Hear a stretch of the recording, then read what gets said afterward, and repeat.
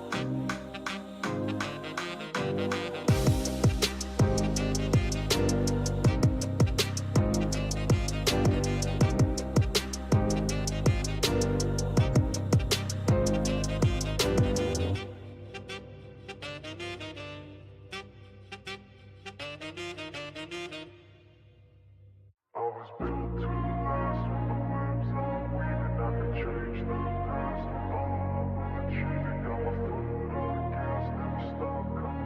then this life's gonna I wanna be the best in the game, invest in my name. Check no restraints, I'm obsessed with the pain. I ingest, I retain, assess and I change. Possessed by the thought I'll be free one day from society's restraints. Money, clout and fame, mud, disease, a plague. We all love to hate, have to play the game, have to make a name. All our insecurities are on display. This is war with the enemy, think that it was meant to be. Living in a time where disease is on every screen. I won't let them fester me, I know most are festering. Negativity is a plague for the mentally weak.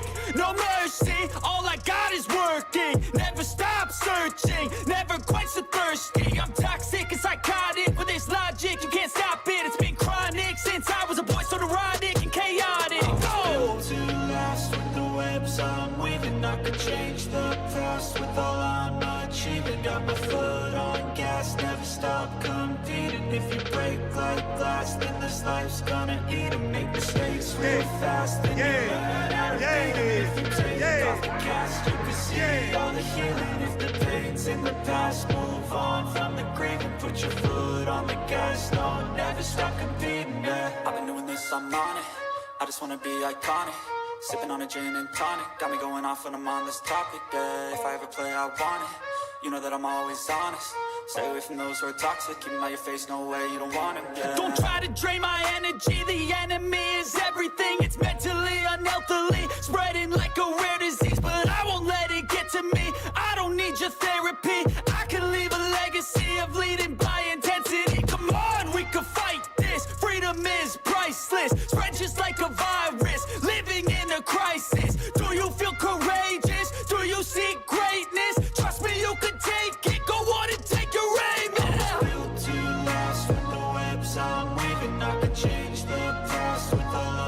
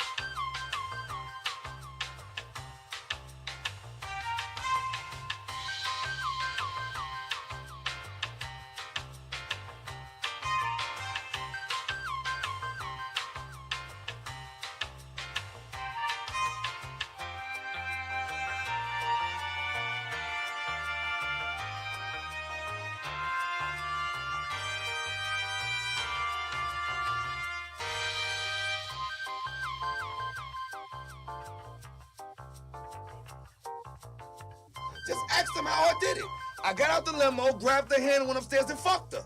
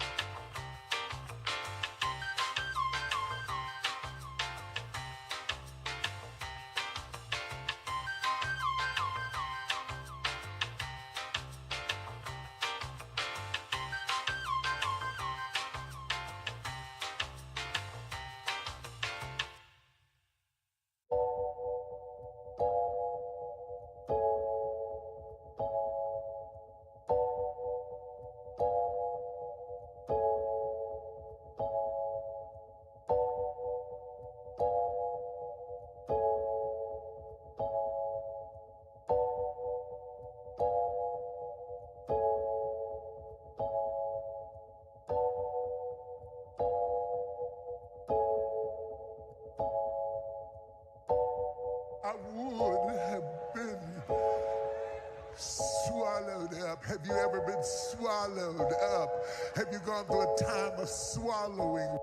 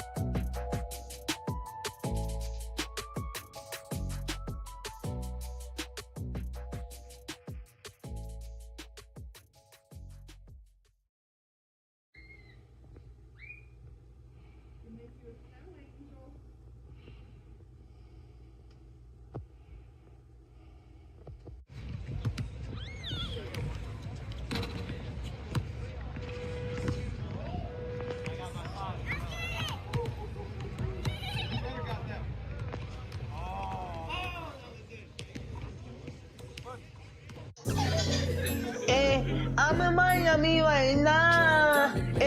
I'm in Miami right now. I'm in that for your file. I'm on Ocean Drive. I'm in Miami. In Miami right now. I'm in that for your file right now. On Ocean Drive right now. That's on my mama. I'm in Miami. I go to the window, so I'm going to Cali. I said I'm too official. I'm out with them niggas. I said, man, the rapper on the city, that nigga, he rigging. We pull out with them guns. You know me in the real. Well, mama pays, I ain't having them. ever since that I was ill. Now I can't look like an AP and never squill. But never ever on my mouth, cause I swear I'm too real. Yeah, I'm in the East Coast, I'm living life for real. Why the fuck you can hate it? I advise you to chill. You gon' really piss me off, and I'ma put up on the steel. I'ma put up on the drink, go and get your ass killed. Man, stop capping, cause I'm fucking wicked. I pull up to your city, tell me your location, bitches. You know we fuck that shit. My youngest know you killin',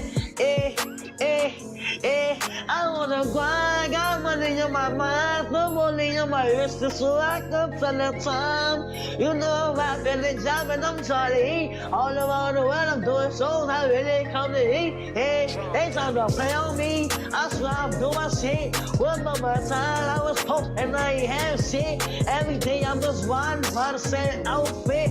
I done came up, I'm switching cars, yeah, I'm switching shit. These niggas mad at me, they wanna clone me. I'm in Miami right now, I'm off of South Beach. I'm living large, I'm living life. They know me, wanna take my life. Yeah, it's on my mama. I'm in Miami, I'm out there doing video shooting, going to Cali. I'm on my mama, and I'm in Miami right now. I'm in the 305, yeah, I'm on Ocean Drive. Pull up with a red car, my life is on now. They wanna play with me, they wanna clone me. I'm bad bitch, Latino, she wanna sleep with me. I'm in the 305 right now. I'm in Miami right now. On Ocean Drive right now. I'm in Miami right now. I'm in Miami. I'm in the 305. I'm in Miami. I'm in the 305. I'm in Miami. I'm in the 305. I'm in Miami. I'm in the 305. I'm in Miami right now. Yeah, I'm on Ocean Drive. I'm in Miami right now. Yeah, I'm on Ocean Drive. Yeah, in the front car. That's all look at me. I'm the youngest in the game. You can't beat me. Cause I'm that nigga from the bottom. No, I will never change. Diamonds on my hoodie. I got diamonds on my chain. I'm in this song. No, that's right. Ain't no game. Yeah. In Miami right now. And the 305. Yeah.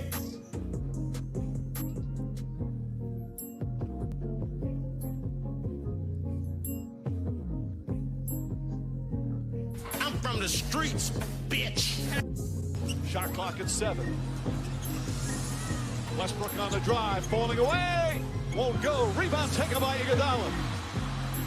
They do have a timeout. Decide not to use it. Curry, way downtown. Bang! Bang! Oh, what a shot from Curry! With 0.6 of a second remaining.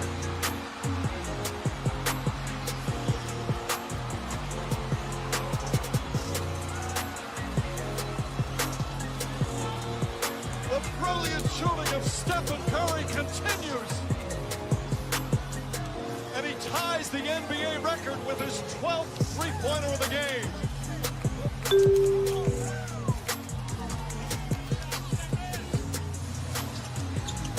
Westbrook gets off a decent look, the banker, and you've got to press up. Robertson just a little late, but that's just...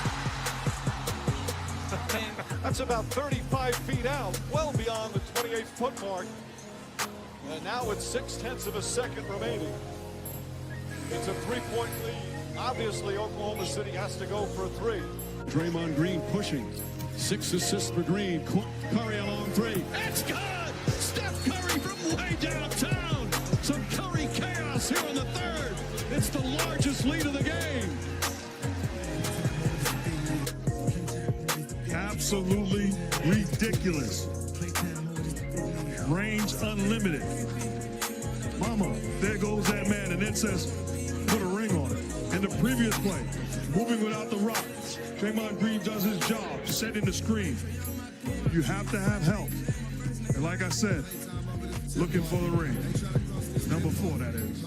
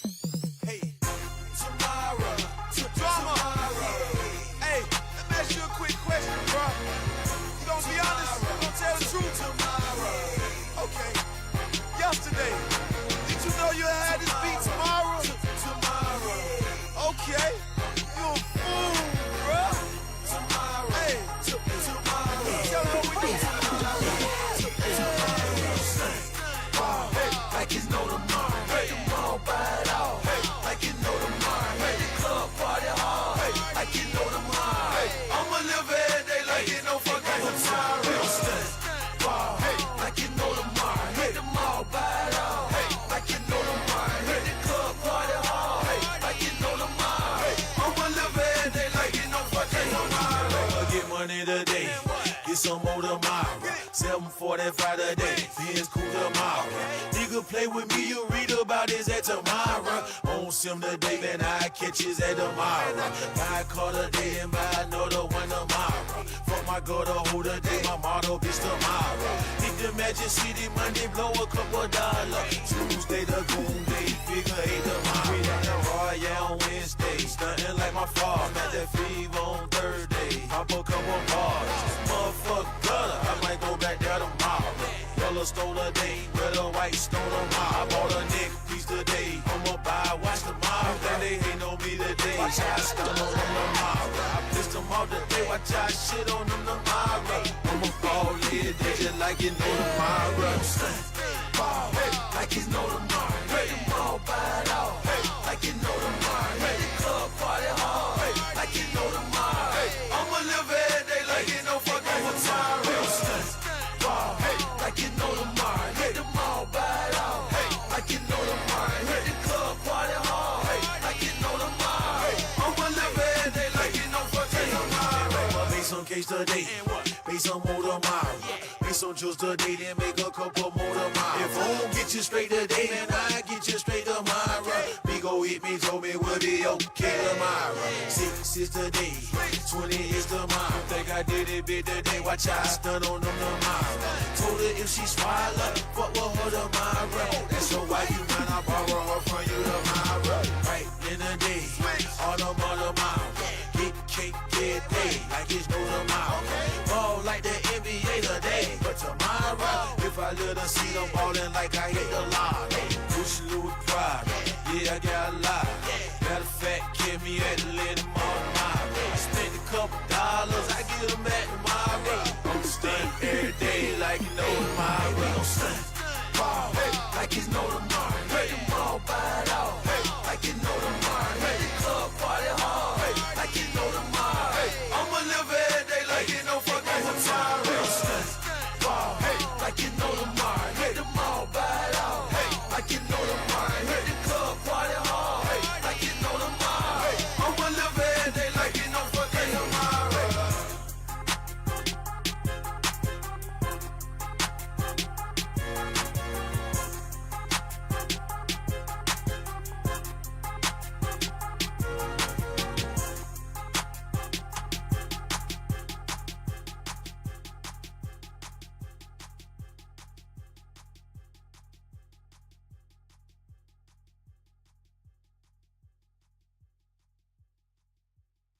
This video is available in.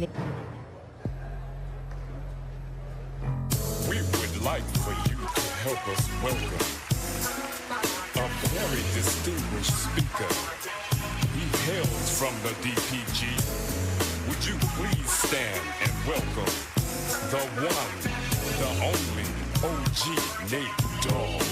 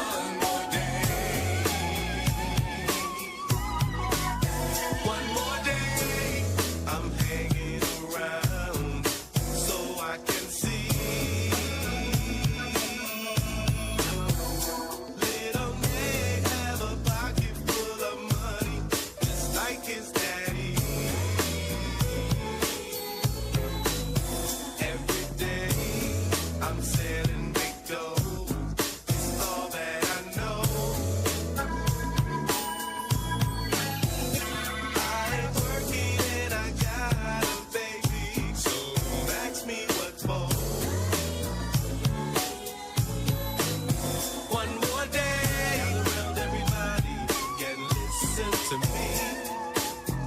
I got another story about the penitentiary. One more day. See, while I was serving cat meat, I forgot to think. Say, for instance, they catch me, little they don't never see.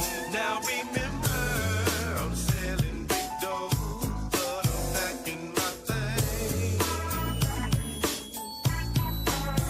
At every corner, police watching. I ain't crazy, so I'm leaving the game. I'm leaving the game. But I guess I waited too late, 'cause they just called me. Now I'm locked up every morning. I am praying for my son's safety. One more day. I'd like to thank you for watching over my D.O.G. And would you keep an extra eye on Nate Dogg especially? I guess I'll just continue lifting from day to day. And if I live to see tomorrow, thank you for one more day. One more day. One more day. One more day.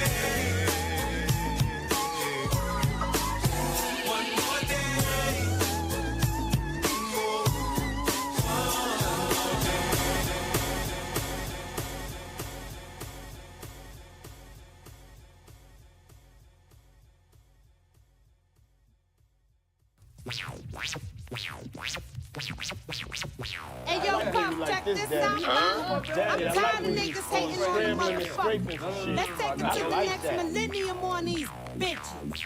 You gotta keep bubbling on them, platinum doubling on them. Fuck these niggas. Hey yo, I bumped into these cats and they was like, yeah, what's up with that nigga Pop? He swear he nice. I said, yo, the brother don't swear he nice. He knows he's nice. You public enemy number one right now. Fuck that damn shit. Spit that hydro ghetto shit. That's that shit right there. Whom shall I fear? Throw your guns in the air. Socialize, get down, let your soul lead the way. 'Cause I'm that enemy that you can't see, but you wanna be. You ain't shit to me, player. It ain't hard for you to get to me, player. My road dogs, they'll spit for me. So if you want what's mine, you got to have the heart. I seen them come and I seen them part. You ain't one beef, then why did you start? Run from the light, catch shots out the dark. Suffer, duck, or you'll catch these. On the spot, red dots make them all believe. Ain't nobody kicking no rhymes like these. See, I do the things that they can achieve. So don't start pacing, I'll start pacing. Bets on that you'll be disgracing. More hotter than the sun, I'm living on the run because I'm public enemy number one.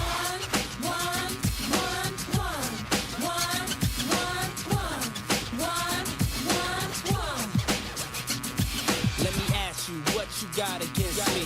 Is it my girl or is it the Bentley? Is it my house or maybe it's all three? I just came up in your hall against me. But ask yourself, why is he number one? Now ask yourself, who's done what he's done? Then ask yourself, you fit for the long run? You think it's a game, you're shitting the wrong one. Always with God and I don't swing solo. Never back down when I gotta throw bolos. Wanna see me out but I just won't photo. Pretty young things wanna have my photo. One in their room hanging on the wall. And remembrance that I rock them all. Got no time for those that think small. Grill me in the club cause they can't ball. Hate shot callers, hate them ballers. Back in control now, I call orders. It's no fun fleeing under the gun. Cause they got me public enemy number one.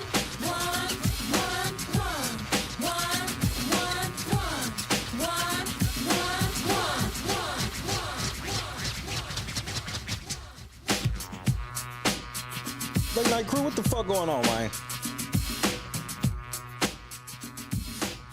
One.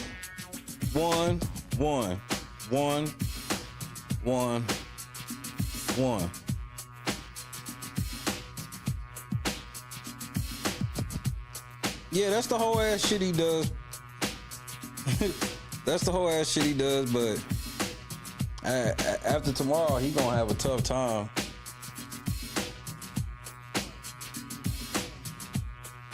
What a fucking crybaby, bro. I thought that nigga was tough, man. Point and shoot in the building. Everybody else say what's up to your boy.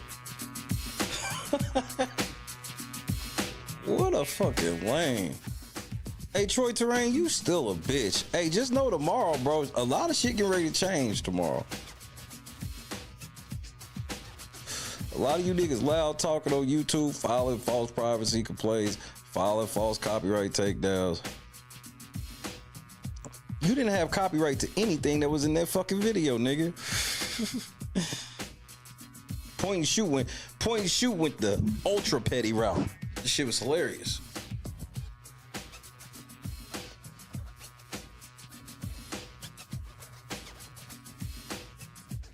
I'm sure he lied like a motherfucker in the DMCA. Kendra in the cut one time, we bring out the Methuselahs. A-Dub in the cut one time, we bring out the Methuselahs. Chadrick, Scott Johnson, Lefty, Lisa, Tracy, Steven, KS Dub, Scott Johnson. I may be repeating people at this point, I don't know. Regina, K-Rob, Lisa, we out here, cuz. Javon Barksdale, Donis, what up, though?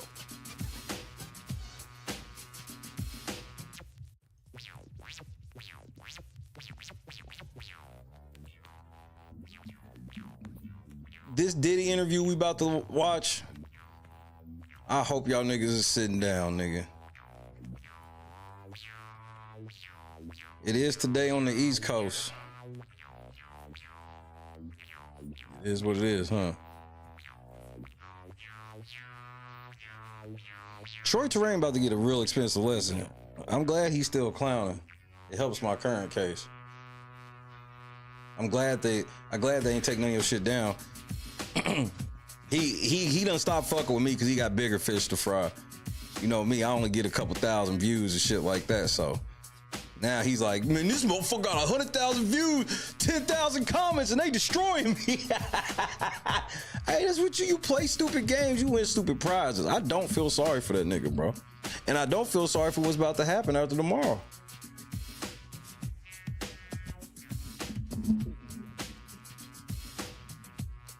That's what you get for fucking with the little motherfuckers. That's what you get. Not this motherfuckers trying the same tricks on motherfucking point shoot. I wish he would find new tricks. This is documented harassment.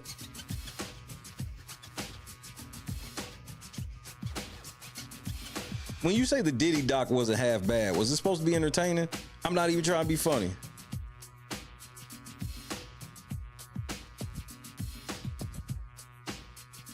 Moneyboy Trey and everybody nervous tonight. They'll tell you that it's just me nervous tonight. Oh no. I'm actually confident. God told me what this was.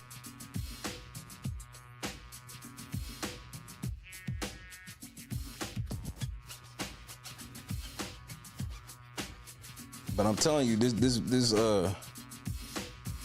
Diddy shit we about to watch.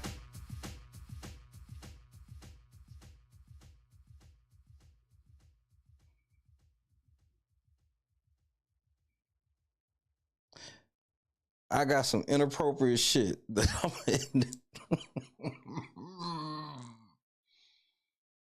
I got some inappropriate shit that's gonna end up coming out of my mouth.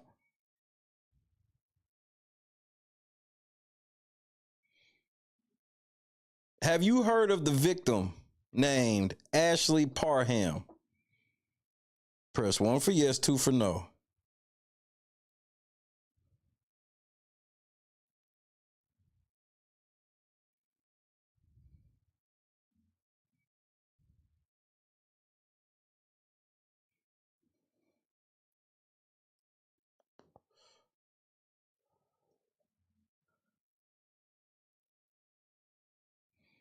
Ashley Parham is a victim, an alleged victim that said, bro, I can't even tell you which. Wait until you hear what the story is, nigga.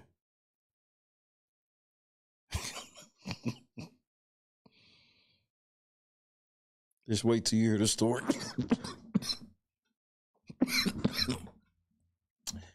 Just wait. Tactical nuke incoming!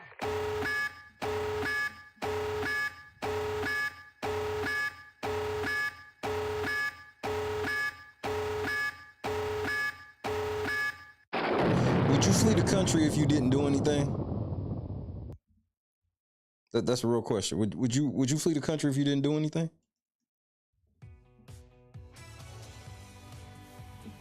And I'm not saying that Diddy didn't do anything. I'm just asking for real. Why would you leave the country if you didn't do anything? If I didn't do anything, I ain't going, nigga, I'm not running out of the country if I didn't do shit. There is no risk. There is no risk. I'm God's son, so I don't live in these situations where I gotta worry about these things, to be honest. Welcome to this special Friday night edition of the Banfield Show. Tonight, exclusive details in a harrowing story. Harrowing. They took turns raping me. This is already starting off wild. But you ain't got, bro, when I tell you, no, I ain't gonna tell you shit. From a young woman Curious observer was happening. She was brutally gang raped by Sean Diddy Combs and his entourage. She says it happened one terrifying night back in 2018. Her recall is crystal clear and specific. I'll keep that in mind. Crystal clear. We'll keep that in mind. And if true, it represents one of the more disturbing assaults that Sean Combs, Diddy, is alleged to have committed. What's different about this accuser, Ashley Parham, is just that, her name. It's front and center. She chose not to remain anonymous in her lawsuit like so many others have. Oh, okay. So she's not going to remain anonymous. Awesome. What's also different is that she wasn't at a party.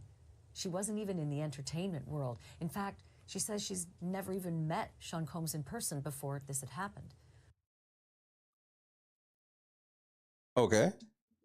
Her 62-page complaint is filled with details and is one of at least 25 lawsuits that Diddy is now facing, in addition to facing federal criminal charges that could put him away for life.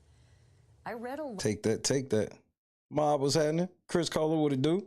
lot of those details right here on the air the night that lawsuit was filed. But tonight, Ashley Parham is here to fill in some blanks. As a recap, she says the gang rape happened at the home of a mutual acquaintance in the Bay Area back in 2018.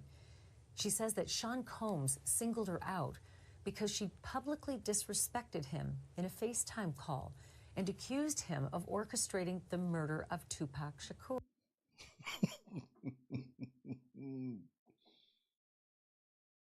Y'all don't even know. Y'all don't even know. She says that Combs and three other Come on, men what up, cuz? raped her, the other men acting on Diddy's orders. She also claims that members of Combs' entourage stood by, even helped out in the assault.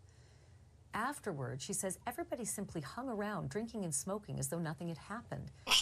And even though she was drugged, she says it soon wore off and that scuffles eventually broke out, during which shots were actually fired.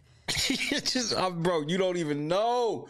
You don't even know. Wait till you hear this shit, nigga.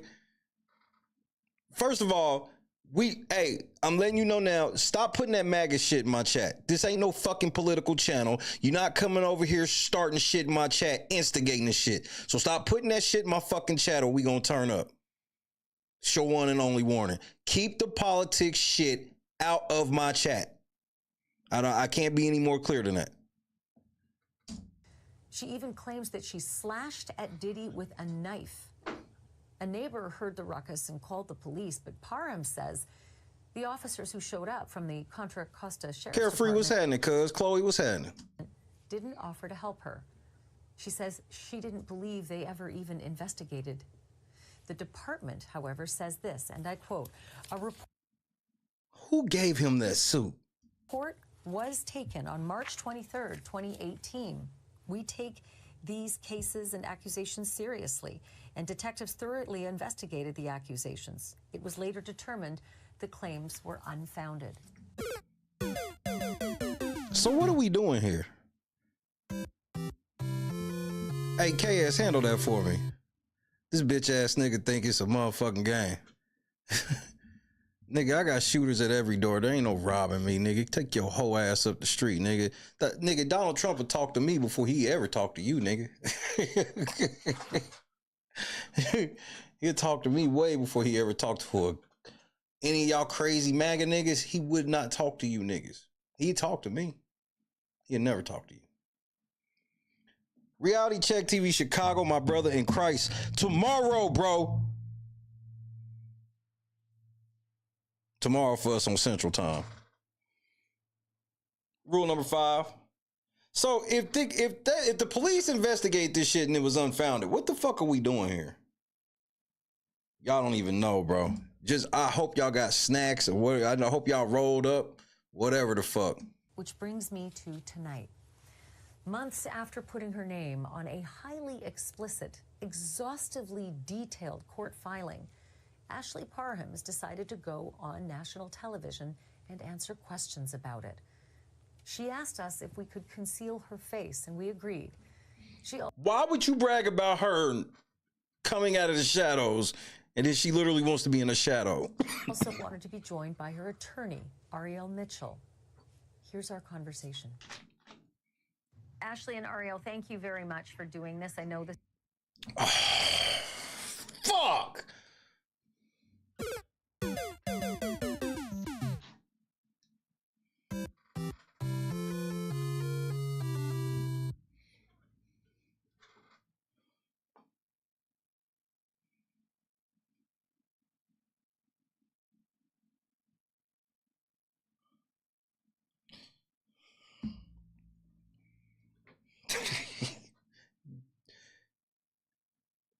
Only, just for the record, only Ariel would be her lawyer. Just for the record, there's no way she could have got anybody else to be her lawyer but this bitch. Don't believe me? Just kick back and enjoy. And I see you try to tone it down tonight. I see you ain't got no cleavage out. Your titties looking low though, but I see you ain't got the cleavage all out and shit tonight. You definitely got the new weave in and shit. Got the new weave installed. Plenty of foundation, you know, the usual. This is extremely sensitive. I'll ask the questions best I can. This ain't no white woman. You see, or black woman. You see this hair right here? This ain't no black woman. You see this hair in these motherfucking bitch from that 70s girl shoulders?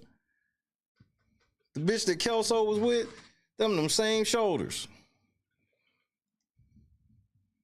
And I'll challenge the best I can. Understand. Bro, Ariel don't look like Mariah Carey. We not disrespecting Mariah Carey. Every red bone ain't Mariah Carey, bro. That this is delicate information. With that in mind, Ashley, can you tell me how you first even came into contact and came to know Sean Combs? I met a man named Shane Pierce at the bar, and outside of the bar. Jonathan in the cut. What time, ladies? We break it out the Methuselahs. Tomorrow. Tomorrow. He had Sean Combs on a FaceTime phone call, and he overheard me saying I wasn't impressed by him and wasn't a fan, and that I thought he killed Tupac. Wait, time out. You told Diddy this over the phone? And do you believe that that's what started all of this, that perhaps Sean Combs had a grudge? Just hearing that you believed he was... Why would y'all put this picture of Pac up here like this? Man, don't start this shit, News Nation. This is low-key defamatory, nigga. Just to put Pac up here next to Diddy like this is low-key defamatory. Tupac's killer? yeah, I think that's what started it. Because that's when he threatened me, that he was gonna come after me. And he threatened he was gonna eat my face, so I didn't take him serious. He threatened to eat your face. Yeah, bitch, you want to talk that shit, I'll eat your face.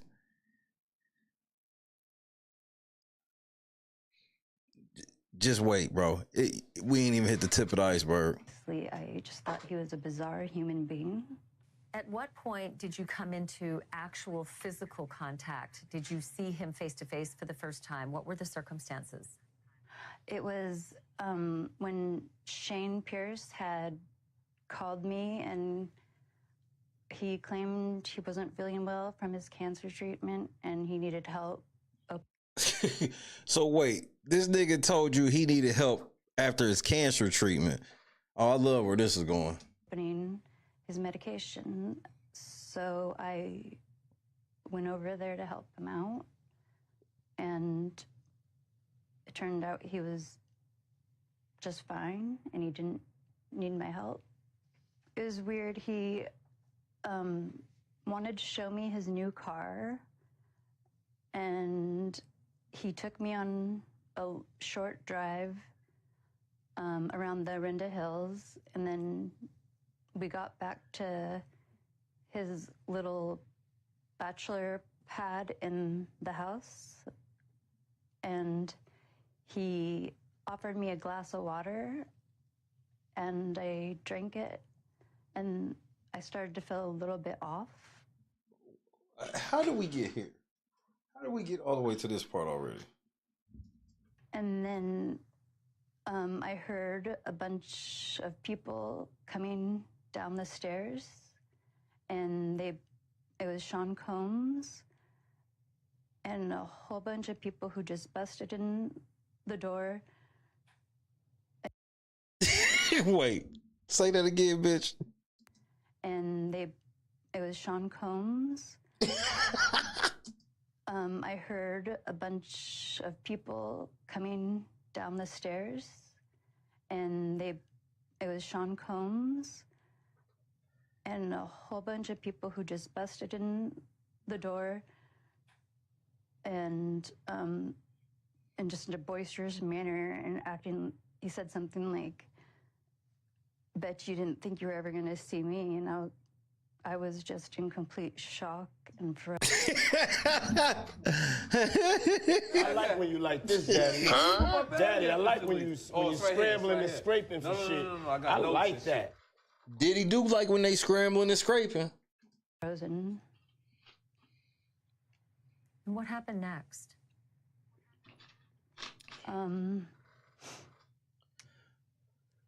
He basically started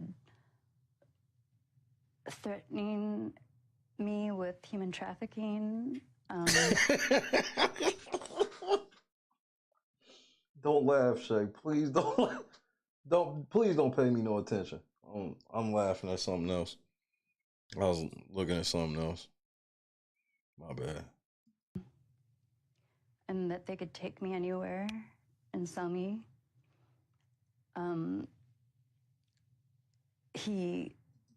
Is that the car they was driving on the way to sell you? Had Christina Coram. He ordered her to insert a copper IUD into my vagina.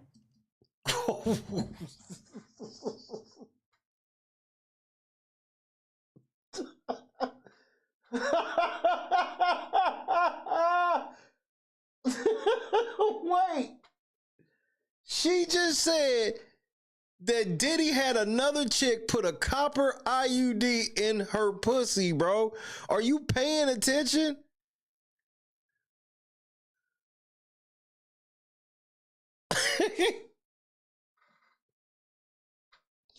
You know what's coming next, right? So, I've never even heard of this shit. This is the first time I ever heard of some shit even remotely. SVU ain't even came up with this. This shit gonna be on SVU. Just wait. But luckily, it deployed before she could actually get it inside me, like inside the cervix. And that's when Sean Combs got extremely angry and he grabbed the TV remote and sexually assaulted me vaginally with the remote.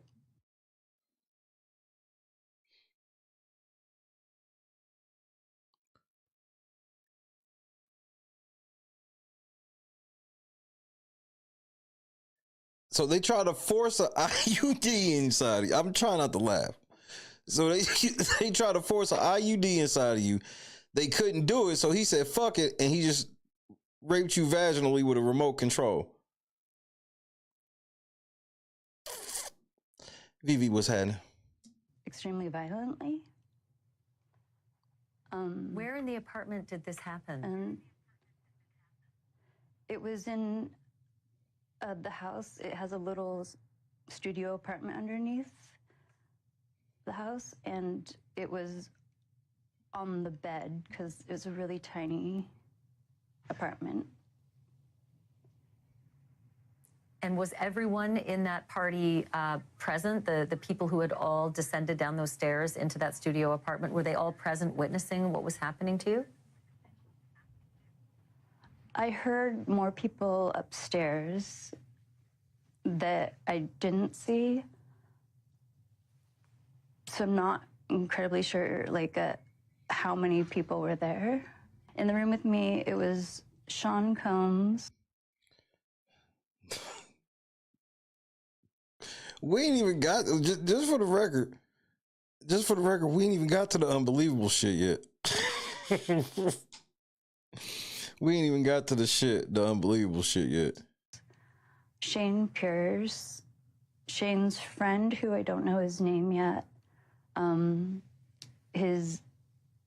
what he called was a bodyguard, who later claimed he was a correctional officer or undercover officer, but he wasn't. And then Christina Coram and another white woman who I don't know her name. Did you know who these people were, or have you come to learn who they are because of the alleged assault that happened? I learned who they were afterwards. Just let me tell you, she said that they tried to put an IUD in her and they vaginally raped her with a remote control. Okay? We on the same page, right? I need you to hear me and hear me good. We ain't even got nowhere near the outrageous part. We're nowhere near the outrageous shit. Nowhere. Other than Sean Combs. And so now, if you can, and I'm sorry these questions are so difficult. I'm following along with the affidavit for the most part. Can you tell me what happened after you say Sean Combs allegedly raped you with the TV remote? What happened after that in that bedroom with all of those people present?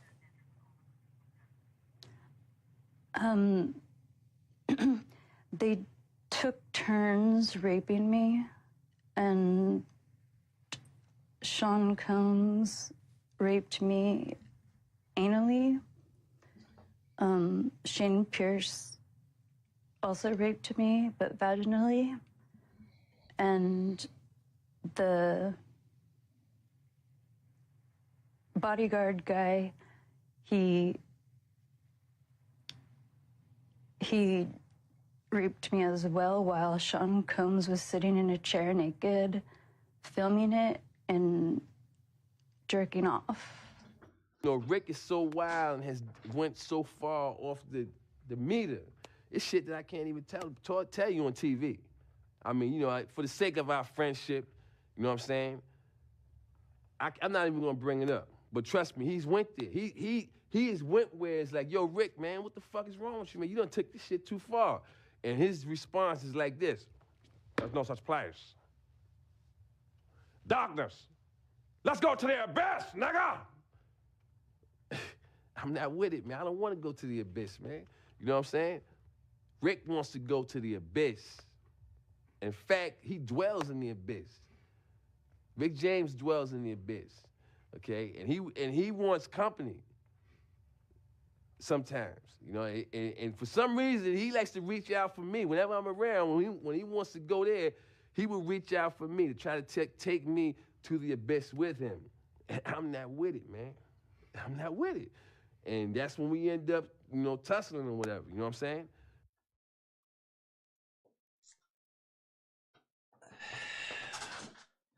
Real quick.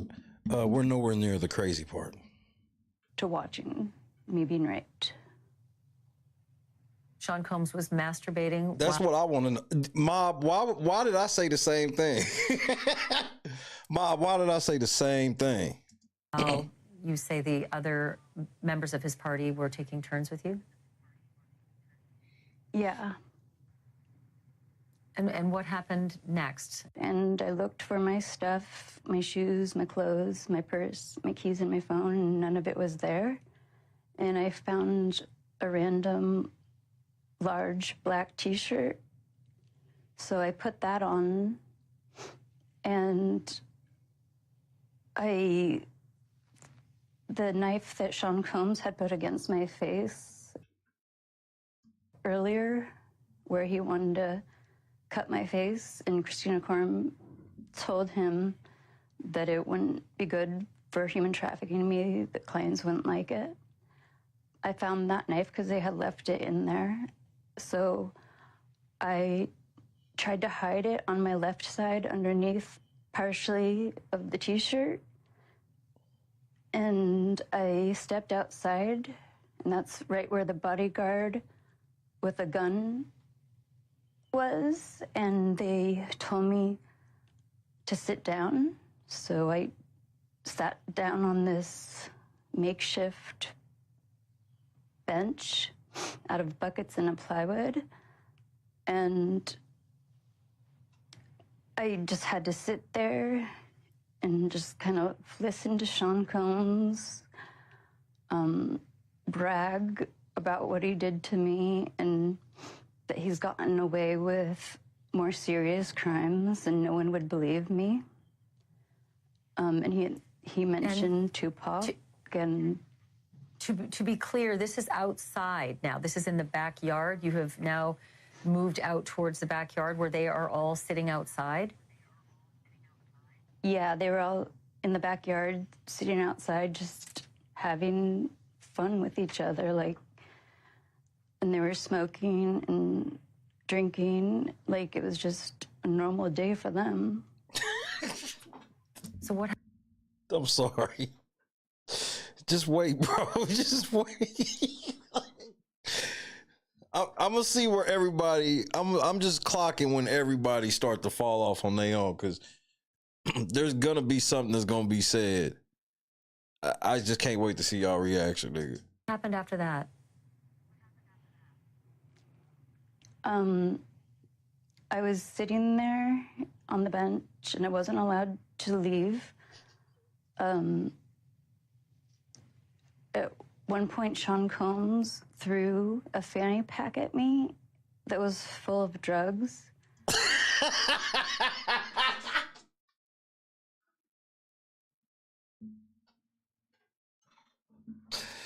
Nigga, what in the Bad Boys 5 is going on here, bro? Now this nigga threw a fanny pack. Okay, he threw the drugs at you. Okay, go ahead. Okay, go ahead. And I got angry and I threw the fanny pack into the bush. And that's when the bodyguard told me that I had messed up and to go get it. And Sean quickly said, no, she needs to stay there. Someone else go get it. So I couldn't get up from the seat. He was just trying to brag about all his celebrity friends. So Diddy was sitting there being a clout demon. Okay. Okay. Joseph was that. Okay. Go ahead. And I just didn't want to listen to him. I just was sitting there until I could try to run. But there were so many people, like, around the house and up above near the actual house's backyard, where there's a patio where Christina Coram and a bunch of people were just hanging out and smoking and chatting and having fun. Sean Combs turns to me and he says, "Why haven't we ever partied like this before?" I'm losing my motherfucking mind, man. Why ain't we ever kicked it like this before? Why have we not kicked it like this?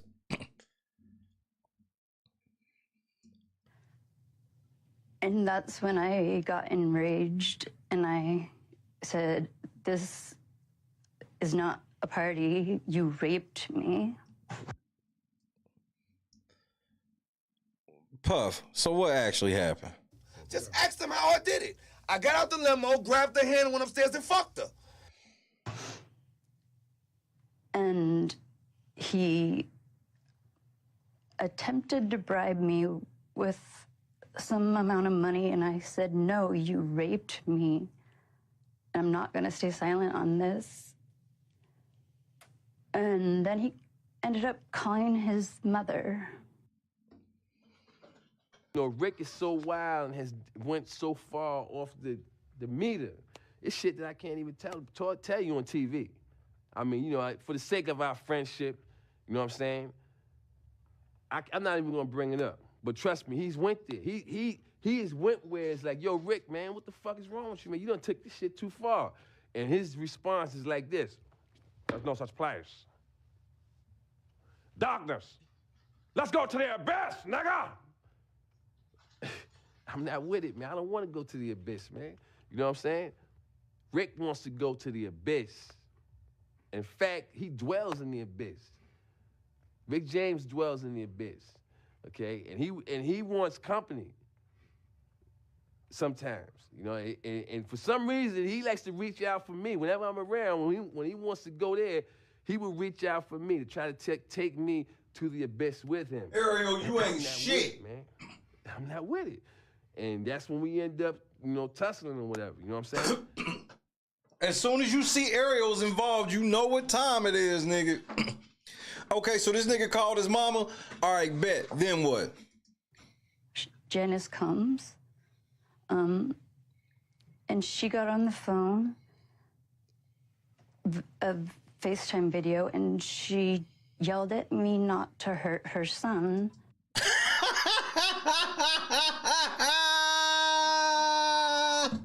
Bitch, are you for real?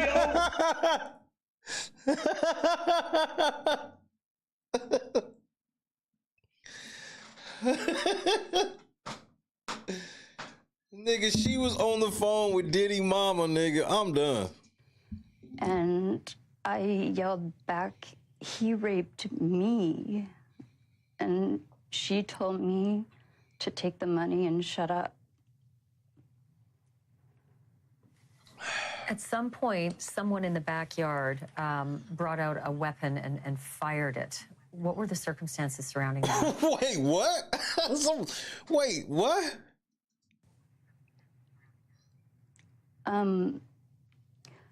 That's when Sean Combs had bragged about getting away with way worse than what he had done to me, and he admitted to killing Tupac.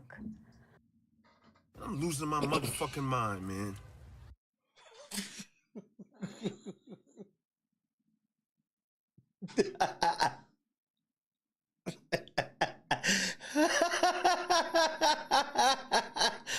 Diddy told her that he had Pac knocked off. All right, then. All right. Or having him killed.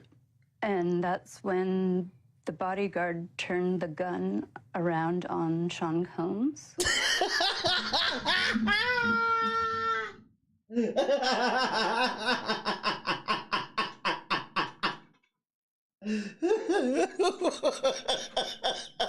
Wait. No, man. She said the bodyguard pulled the. So this nigga confessed to killing Pac to some random bitch, and the bodyguard just found out. Turn the strap on, nigga. You killed Pac, nigga. I'm done, bro. I'm done, bro. Hey, nigga, we not done. Just wait. Oh boy. And I ran behind the bodyguard, because I was just looking for any type of person who might help me. I tried to get the gun, but he wouldn't let me, and it went off in Sean Combs' direction. So y'all shot at Diddy. Okay. Okay. Okay, y'all. I can't even get it out. I can't even get it out. I can't even get it out, bro. Look at this. I can't. Okay. Okay, y'all shot at Diddy, then what? Into the hill. Luckily, it didn't go into anybody's house. And I just want to go back to that one detail. Sean Combs said to you that he killed Tupac, or that... Thank you for doubling back. Thank you for doubling back. So for the record... he had Tupac killed. Which one was it? Nigga, Keefy D like let a nigga out tomorrow. I told you it was Diddy. He paid to have Tupac killed. I'm losing my motherfucking mind, man. That's what he said in that moment in the backyard, that he had paid to have Tupac killed. Yes, and he was bragging about it. I did that shit, bitch. I killed Pac, and I can rape you too. This is a wild ass, bro. Diddy, you gotta stay off the fence. So now a gunshot has gone off in Sean Combs' direction. Right. What so yeah, y'all shot at Diddy. Now what happened after? You're now standing behind the bodyguard, one of the men who was in the room and allegedly assaulted you with the others. What's the next series of events? Mm-hmm. That's when I kind of lost my mind, and I had the knife and I ran at Sean Combs, and he started to run up the stairs towards where Christina Quorum and all the people were sitting up on the little patio, and I hit him in the back with my left hand, and he fell down on the stairs. You socked Diddy and he fell over. Then what? He was lying down on the stairs and he turned back and looked at me. And I had the knife in both of my hands, and I was going to plunge the knife into him because it was a kill or be killed situation. Right. And his face looked so scared.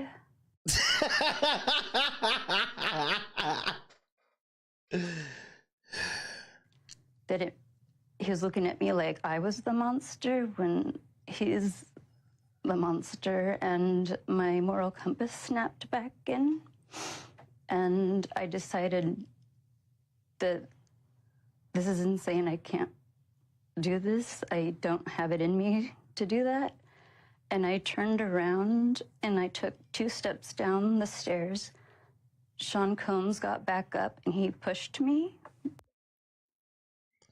But I caught my footing and I took the knife and I slashed it backwards behind me without looking. And it made contact with him and... So you stabbed Diddy, then what? He backed off. Then they had me forced to sit back down on the bench, and Christina Quorum came down. She had a medical bag, and he was bleeding a little bit on his chest, but not... Like, I didn't stab him, it was just a cut, and they put anti-clotting type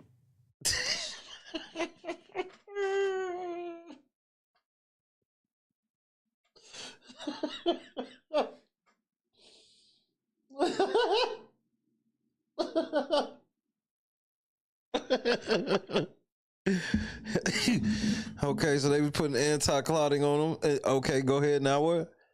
Stuff on and a bandage on him. You're watching a special edition of Banfield. Okay, thank you. Thank you for interrupting her so we could just take a breath. Go ahead, lady. Tonight, my wrenching but important conversation with a woman who's now going public about what she says was a vicious gang rape at the hands of Sean Diddy Combs and his entourage. Right. Before I play more of my interview with Ashley Parham, I want you to hear Diddy's side of the story. Oh, yeah? Here's a statement from his legal team, quote. Oh, shit, this should be good.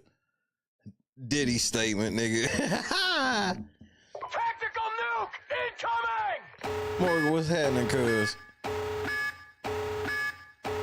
This shit crazy.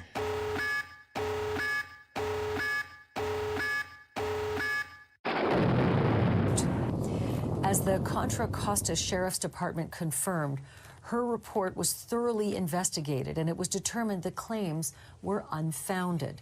Mr. Combs was nowhere near Orinda, California on the day she claims she was assaulted.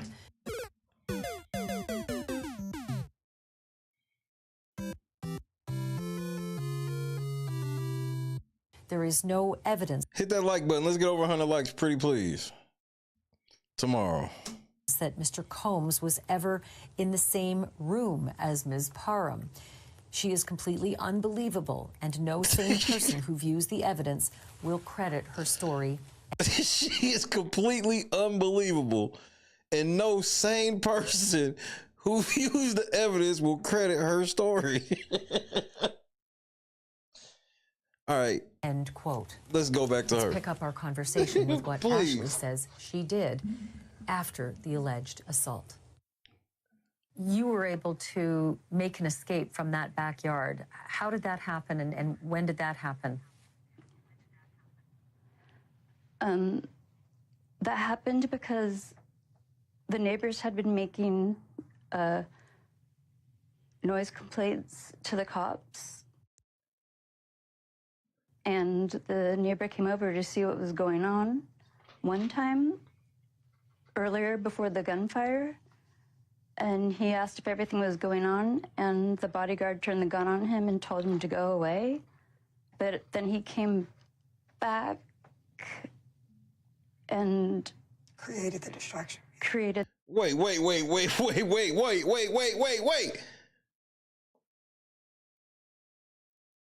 And then my voice got raspy. Who raspy ass voice was that?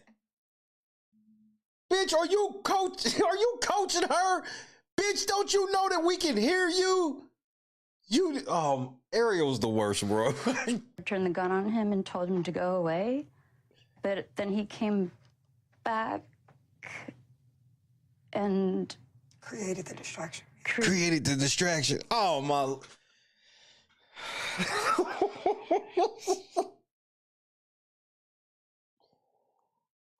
I'm trying, man. I'm so trying. This shit's hot mic, bitch. We can hear you.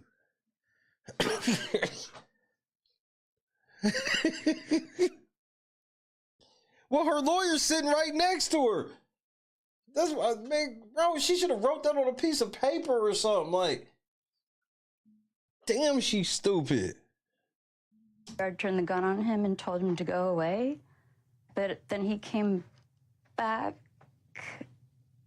and created the distraction. Created the distraction.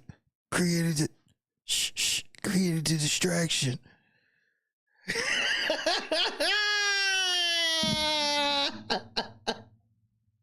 This the kidnappers again. I'm done, bro. That shit over the phone. Dang. This shit is I can't say shit. outright. You talk to Diddy, mama. let's address the elephant in the room. You talk to Diddy, mama. created the distraction for me to actually run. And that's when I ran towards him in his house. And then someone, I believe it was Sean Combs, from the top of the hill near the front of the actual house, not where I was escaping from. Right. Started firing a gun at me. So so Diddy pulled out the fire. And you got the nerve to be Ariel, you are the worst lawyer of all time. Like, so Diddy pulled out the strap and shot at you.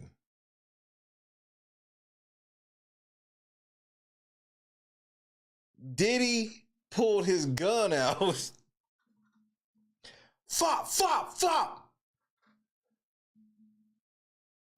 Not where I was escaping from. Started firing a gun at me. So at this point, you're making the escape from the backyard. The neighbor is helping. You're running down the street towards the neighbor's house, and there's gunfire, you believe, from Sean Combs. Did you seek shelter? Did you try to find somewhere to, avoid being shot? Yeah, the neighbor jumped behind a car and I followed him behind the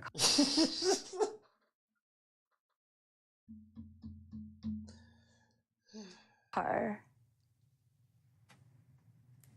And then did you eventually get to the neighbor's house and be able to call the police? The neighbor had already called the police and he invited me into the house. And then when the police officer showed up, he really couldn't have cared less about what I was saying. He didn't offer me help. He didn't offer me an ambulance. I told him that Sean Combs had raped me, and he didn't offer me a ride or any type of help. He just left me for dead there. Cops ain't shit. Did the neighbor at least report there's been gunfire? We've escaped with our lives. We've had to crouch behind a car to escape bullets.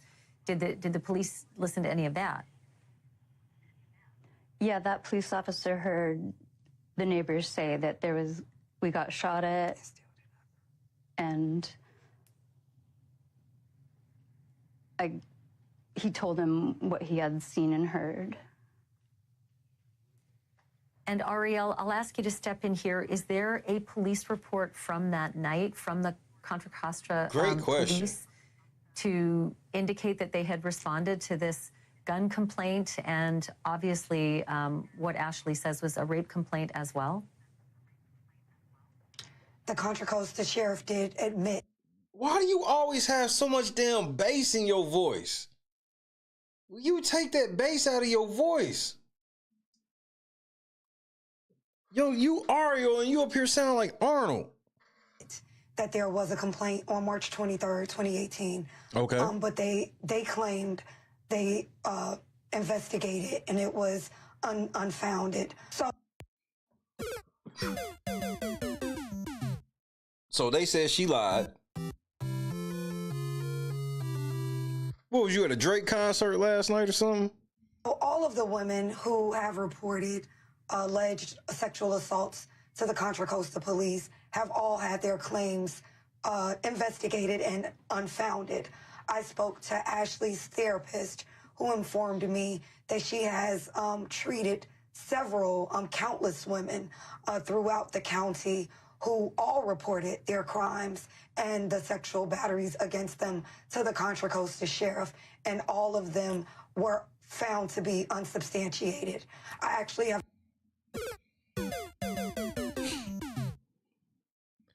So the police department dirty.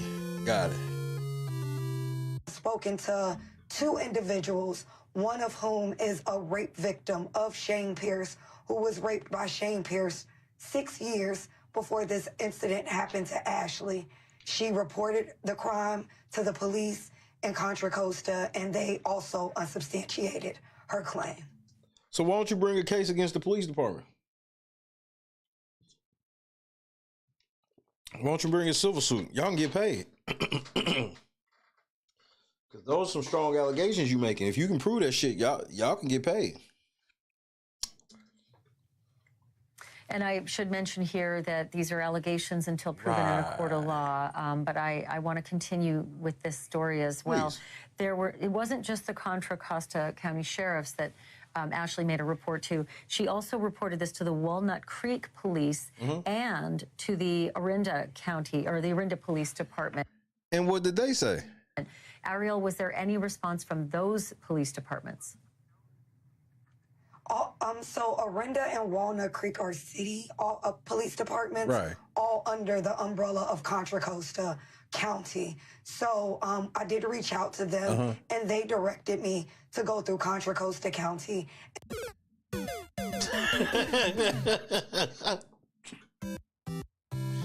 Right. Go off, sis. And anybody from myself on down who have made public records requests to the county for these reports and these records have all been denied. They refuse to give us any public records that we are entitled. Right. And you getting ready to sue them for that, right? Because that's an easy case to win. Sue them. They dirty cops. Sue them. To in relation to all of the times Ashley reported this crime to these 3 different police departments. And I'm assuming this is still part of the investigation in the lawsuit. So I just want to carry on with what happened next in the series of events. Please. Ashley, the police leave, you're at the neighbors. Right. What do you do next? The neighbor offered that I could sleep on the couch, but I just, after everything I had been through, I just didn't trust anyone. And I knew that they had all left because there was speeding vehicles and screeches when they left. Right. So I just didn't know what to do. I was in a state of shock, and I went back into the apartment to get my belongings, but they were... Time out. This nigga raped you, passed you around the room, had you talk to his mama. You then end up having to stab him. You somehow get away. You run to the neighbors. He shows up to the neighbors. He shoots his gun at you. You and the neighbor. The police come and don't do shit. And your next step is you went back over there. All right, go ahead. They're all gone. And the adrenaline had worn off, and my body was just fully exhausted. And I was alone in the room, and I just ended up falling asleep. And I know that doesn't make any sense to people, but... Not at all. Not even a little bit. So you went back over there and you went to sleep.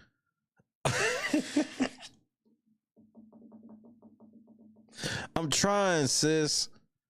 I'm so trying. I'm trying. You're not helping me help you. The Orinda Hills are incredibly dark and windy roads with no street lights. The idea of running half naked down to police who weren't going to help me anyways wasn't going to happen, because I assumed that they were going to... Sean Combs people were waiting for me. If I tried to leave, I just lost faith in humanity and kind of just gave up and lied in the bed in a catatonic state until I fell asleep. And Shane brought And you then back what here. happened when you woke up? Wait, what did she forget? Raspy? You are bad at, bro. You got to drink some tea or something, bitch. Drink some hot water with some lemon and some honey, ho. Like, you sitting there coaching this bitch yet again. Lied in the bed in a catatonic state until I Top 20 fell asleep. And Shane brought And you then back what here. happened when you woke up? And when I woke up, Shane appeared and he Right, like she just told you to say. Right. gave me back my stuff and he was pretending like nothing bad had happened. So I just went into a fawning type state and was like, okay, we'll just play the game he's trying to pull so I can get out of here. And he gave me my stuff back and I got to leave. So they didn't kill you. He shot the gun at you. You came back to the house and went to sleep, and he didn't kill you.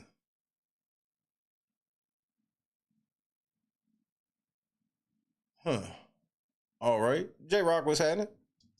How did you make your way out of there? You now had your keys and you could drive away from this crime scene? Yeah, I had to use GPS to get back to the freeway because it's not an area I know. And I was able to drive and get home. And when I got home, I was just so destroyed. I just lied in my bed. David, what's happening? 3 days. Hero, in the cut one time, ladies break out the Methuselahs. Tomorrow's a big one, cuz. Well, today. Not eating, not sleeping. I couldn't function like a normal human being. Right, but you learned how to get the GPS going on the phone. That how the fuck is that motherfucker still powered on? Shout out to the chat on your head.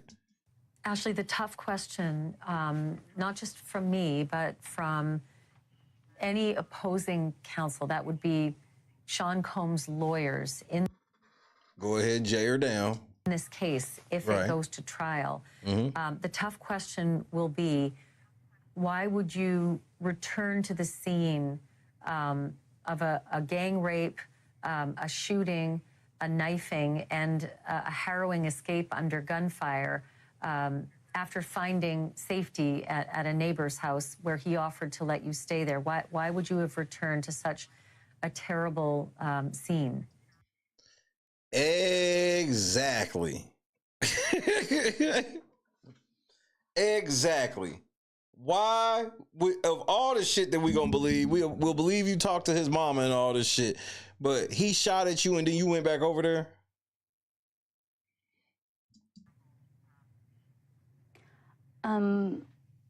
Everybody was gone from the place, and I... Is that Caitlin Clark? Was not in a headspace where I could trust the neighbor, because I don't know him, and I was kind of afraid. Wait, but this is the logic you want me to believe. You didn't know Diddy, he raped you, allegedly, with all of his homies, and he shot a gun at you. But you didn't want to stay with the neighbor because you didn't know him. So you went back to the place with people you knew?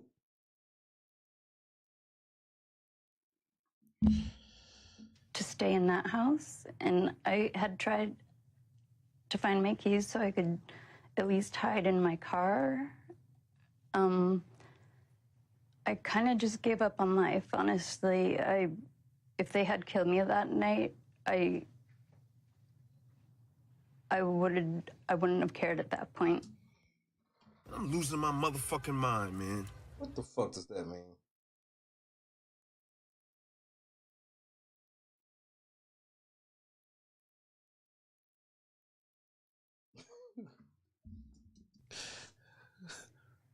And again, I'm sorry to ask these tough questions. I do think that, I was going to say, and I'm sorry that I have to ask these tough questions. I feel like Sean Combs' lawyers will be a lot tougher than I am. You fucking right. It's hard to understand from an outside perspective why you'd feel less safe with a neighbor who rescued you than walking back towards the crime scene where all those horrible things had happened before you could truly know for sure there was no one still left in that home. Ashley, I'm going to jump in here because... I'm sure you are. And then my voice got raspy. Here this bitch come. with the hot tag, nigga. Nah, bitch, this is not no handicap match. You at the side like a manager, bitch. You a valet right now. You not really, this ain't no, Get your ass out of the ring. Yeah, I'm gonna jump in right here because she can't explain that shit. Things that happened before you could truly know for sure there was no one still left in that home. Thank you, Joy.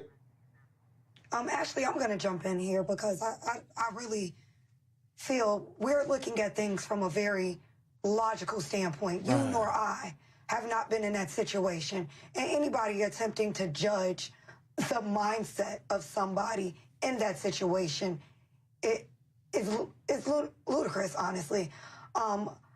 How could you not understand why we would logically not experiencing that? Of course you would say, oh, well, why wouldn't you just stay with the neighbor? The neighbor is a stranger too. She's just went through this.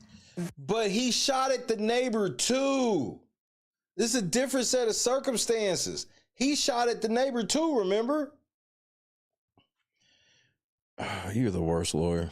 Very great ordeal, not knowing where to go, what to do. And now there's this other stranger who's introduced where she was with the police and nothing happened. Logically, to me, trying to go back to get her stuff seems the most reasonable. She doesn't have her... No, it doesn't. Not when they shot at her. It doesn't. Clothes on. She doesn't have her phone, her purse, her keys. And now to expect her to now go stay with a complete stranger. I think Kendra mentioned Busby earlier, and I wanted to say something about that because I'm like, Busby hung up on this bitch. And not even attempt to, I guess, get out of there entirely when she thought it was safe to at least go back to retrieve or at least find her possessions.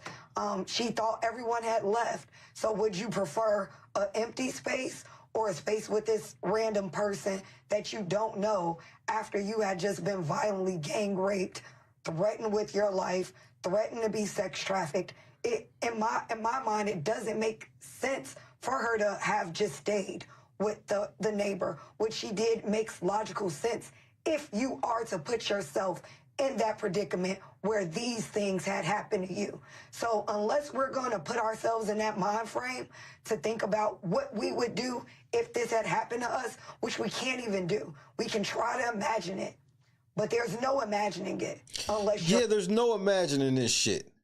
I'll give you that. There's no... What the fuck? Ariel, you can't be serious, bro. You always coming out the woodwork with some foolishness. Every time I see you, it's foolishness. Every motherfucking time, without a shadow of a doubt, nigga. In it. And anybody who's been in such a severe situation to expect or to question their logic, I think is unreasonable. I don't give a fuck. Like you said all of that for me to just let you know, I don't give a fuck, nigga. These are common sense questions. Yeah, and listen, I'm with you. I've never been in that circumstance. I can't imagine what it was like to be in your shoes, Ashley. All I'm saying is that at trial, all of that sensitivity goes out the window and opposing... Thank you. Like, thank you for letting her know. Don't nobody give a fuck. How the fuck this bitch gonna be able to withstand cross? You not gonna be able to pull this shit during cross? Like... You think you're going to be able to, Your Honor? No, sit down, bitch. Overruled. Counsel, Sean Combs' counsel, will be extraordinarily tough because he'll be looking, or she'll be looking at 12 jurors, and it's their sensibilities that are going to have to be convinced. And Ariel, that's why I asked those tough questions. But I do want to ask, because evidence is everything, right? Have you been able to get that neighbor, track that neighbor down to corroborate all of... Great question. This that would be immensely helpful to this case.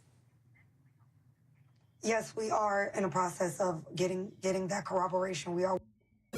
The answer is no.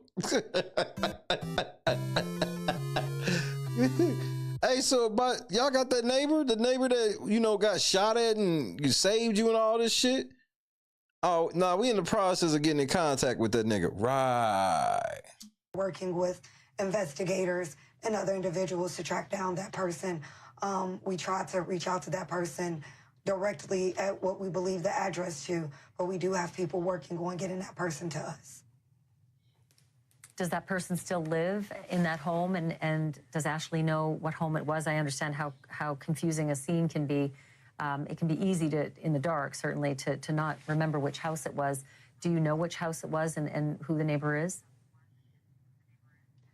No, we're not exactly sure. That's why I hired PI to get that done. I do know what house it was. Well, not the house.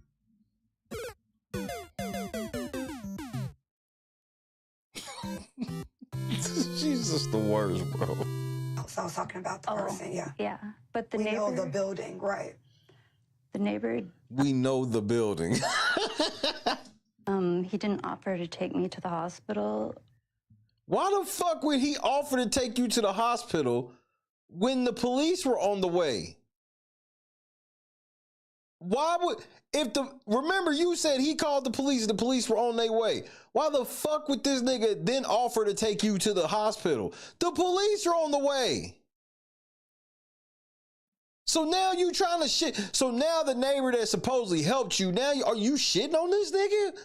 Like, what is this? Or the police. So I couldn't trust him either as well. Right, that makes all the sense. Ariel, shut the fuck up.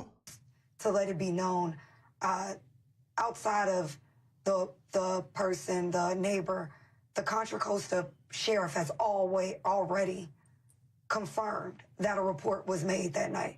So to the extent there is no dispute whether or not a rape was reported that night. So that's not a question. Welcome back to our special report on what may be the single most sensational of the now more than 2 it is. dozen lawsuits. This bitch said that Diddy tried to put an IUD in her, raped her with a TV remote, took turns with 2 other niggas while the bodyguard was smashing. He was videotaping and beating off. Then he threw a knapsack of drugs at her. She threw the knapsack in the bushes. The guard goes and gets it. Then he admits to killing Tupac. The bodyguard turns the gun on Diddy. She tries to take the gun from the bodyguard. The gun goes off in Diddy's direction.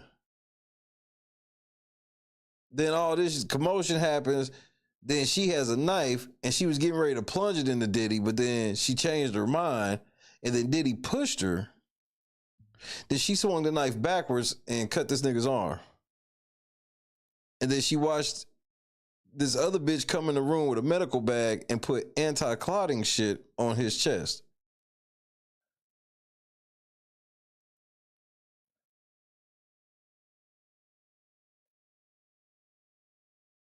She said all of this.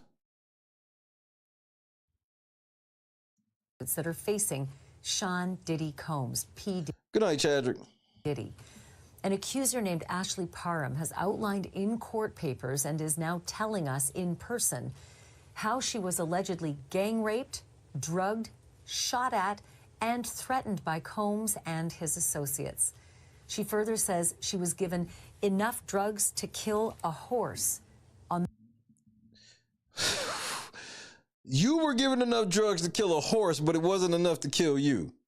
Can somebody make this?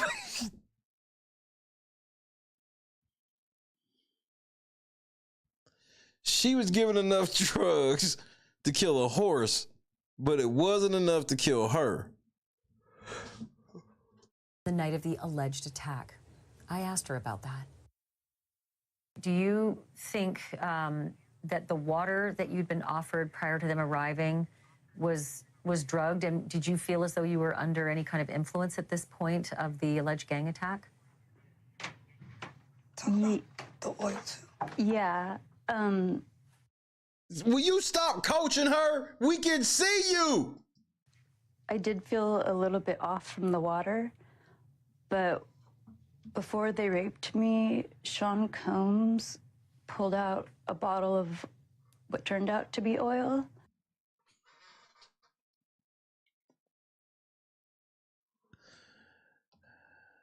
I'm losing my motherfucking mind, man.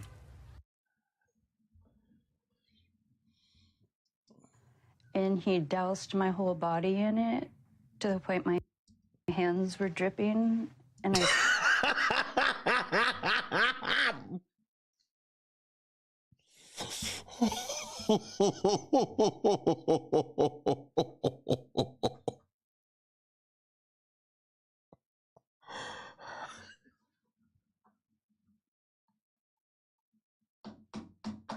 This nigga doused her with baby oil till it was dripping off of her hands.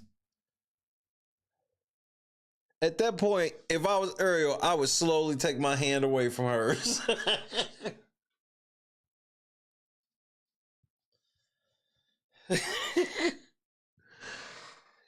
Hit her with that fresh Diddy batch.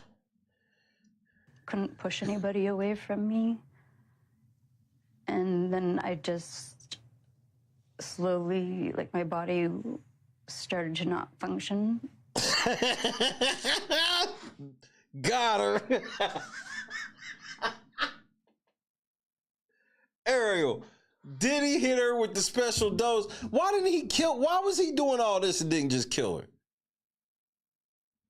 Now y'all be wanting me to believe that Diddy's walking around with this special sauce that he just sprays on bitches and their bodies go numb. Properly, and I wasn't able to fight back or do anything. And then in the affidavit, you mentioned that as the alleged gang rape is ending, Sean Combs takes a pill out of a bag and he puts it in your mouth. Do you know what it was and what effect did it have? It was a white circular pill. I don't know what it was, but I'm assuming it was like Plan B or something because... You know, Rick is so wild and has went so far off the meter. It's shit that I can't even tell you on TV. I mean, you know, for the sake of our friendship, you know what I'm saying? I'm not even gonna bring it up. But trust me, he's went there. He has went where it's like, yo, Rick, man, what the fuck is wrong with you, man? You done took this shit too far. And his response is like this: there's no such place. Darkness, let's go to the abyss, nigga! I'm not with it, man. I don't want to go to the abyss, man. You know what I'm saying? Rick wants to go to the abyss. In fact, he dwells in the abyss. Rick James dwells in the abyss, okay? And he wants company sometimes, you know? And for some reason, he likes to reach out for me. Whenever I'm around, when he wants to go there, he will reach out for me to try to take me to the abyss with him. And I'm not with it, man. I'm not with it. And that's when we end up, you know, tussling or whatever. You know what I'm saying? So Diddy put a Plan B in your mouth. All right. Okay. Okay. All right. The copper IUD didn't work. So he force-fed you a Plan B. Got it. Did it have any kind of drugging effect on you? Did you feel as though you became even more incapacitated afterwards, or did it have no effect on you? I was pretty incapacitated, so it didn't feel like it did anything more to me. Did that party all eventually leave the room and leave you in that state, or what happened after the gang rape? And right, good question.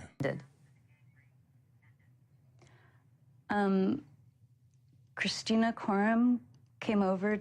I was hanging halfway off the bed, just kind of lifeless.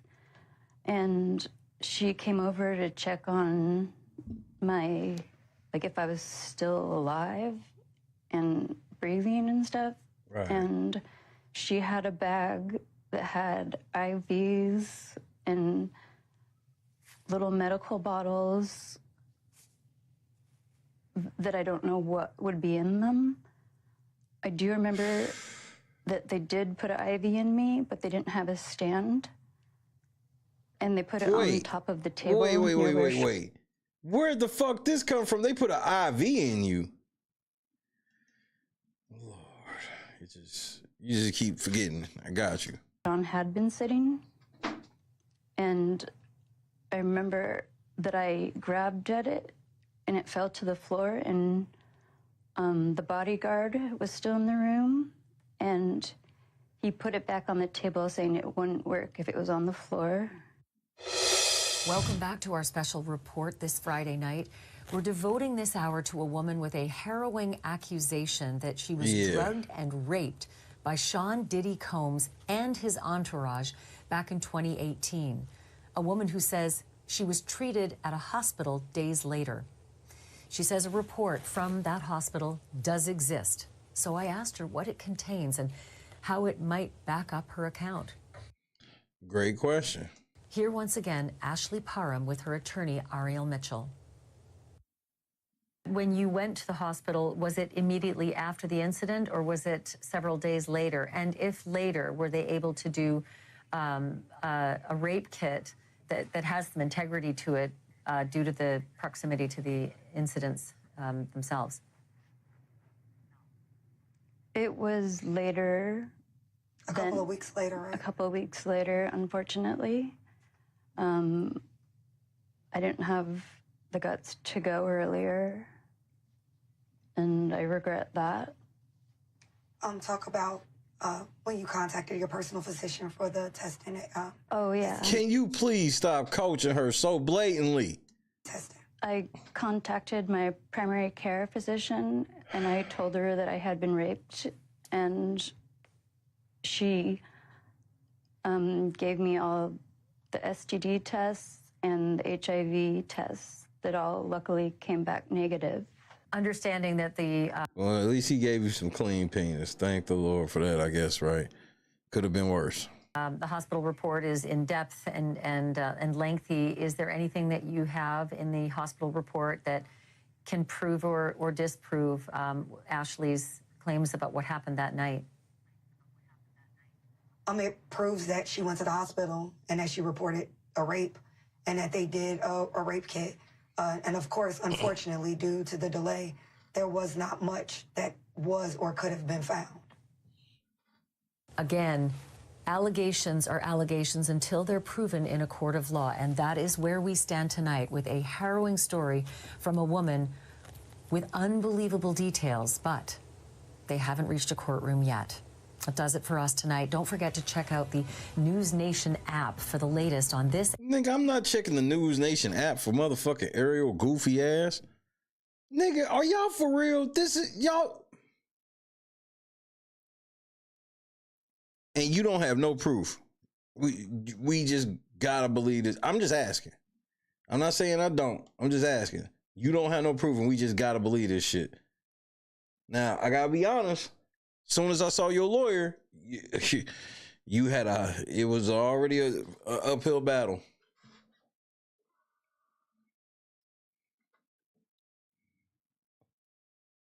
Do you believe her story? Press 1 for yes.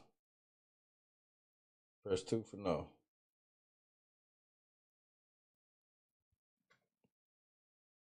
Good night, Hound Dog.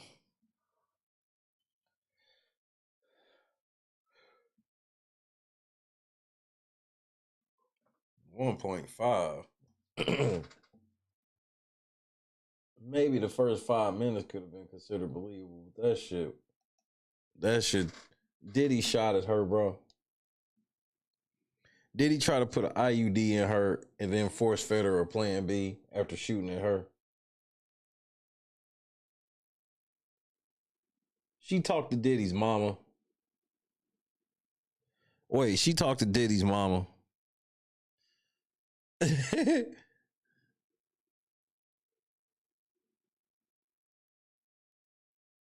And Diddy's mama told her, "You better not hurt my son. Just take the money and shut up."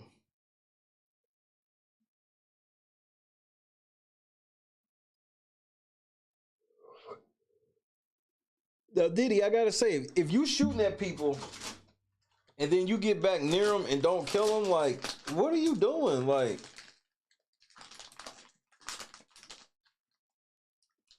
Diddy shot at her. That's the part that's unbelievable for me. Well, let's rank the unbelievable parts for me.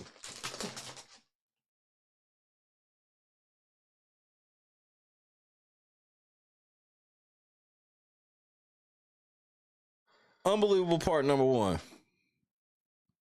Diddy shot at her. Number 2, she talked to Diddy mama. Number 3, she stabbed Diddy and they pulled up a chair with a medical kit like on some type of gangster movie shit.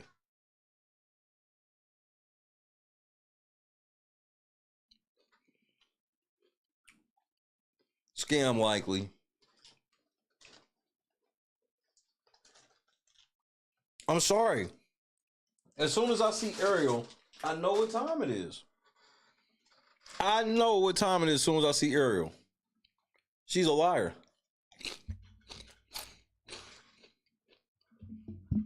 And that's before we hear her coaching her. And then I know why she want to sit in the dark while having her name known. She didn't want nobody to see her face telling them bold ass lies.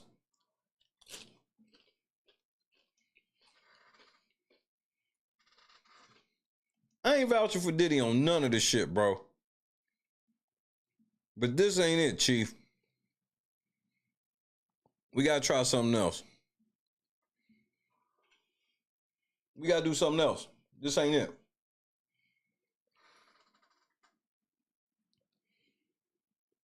Diddy told her he killed Pac.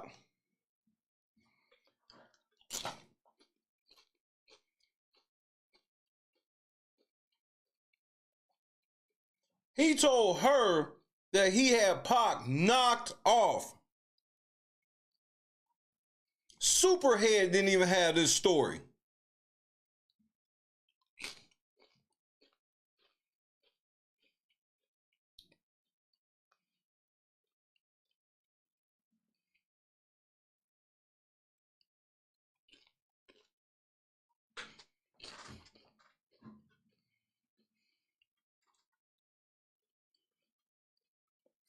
Yeah, bitch, I killed Pac. You can tell whoever, because nobody will ever believe you. Well, great play, Diddy.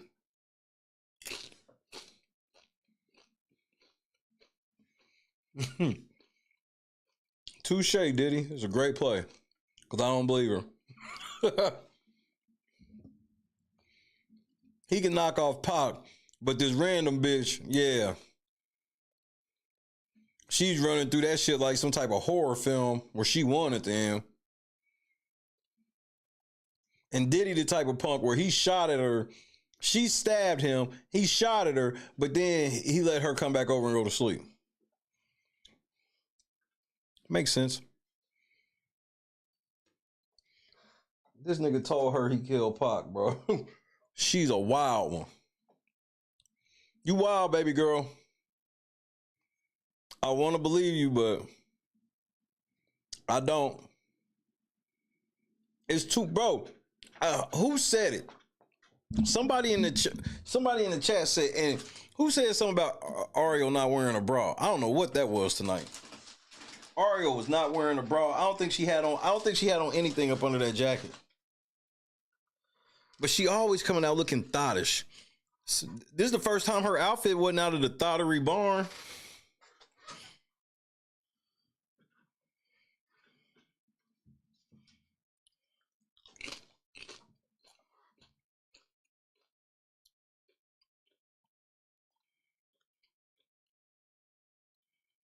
Diddy shot her. She went back over there and went to sleep.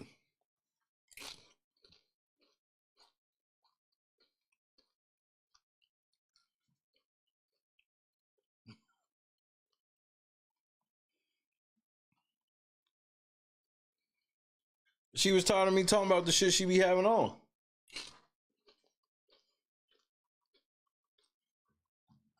I'm insulted by that interview.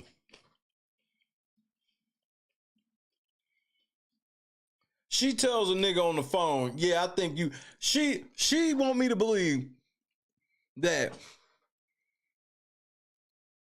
all of this happened because she was on the phone, or one of her buddies was on the phone with Diddy.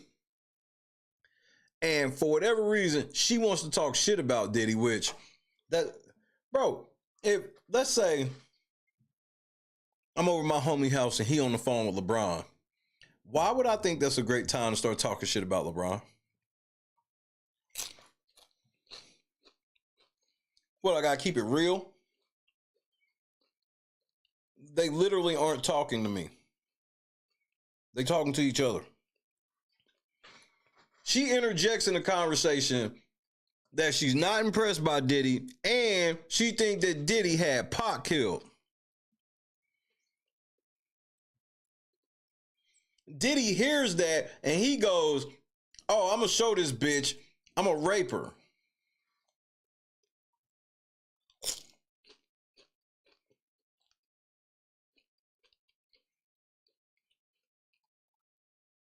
So how does Diddy spring this plan into motion? She said their mutual friend pretended that he needed help after his cancer surgery. Remember, he had cancer surgery. He needed help. She gets over there to find out that it's him and Diddy over there and some other people. So this nigga that just had cancer surgery also raped her too.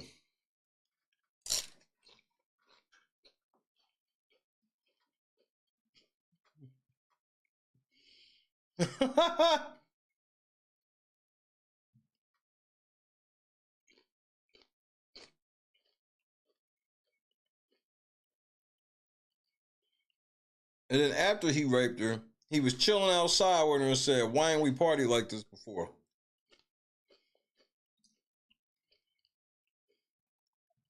Then he offered her money to stay quiet about the rape. She declined, and he answered by calling his mama. Lady, I listen really good. I listen really good.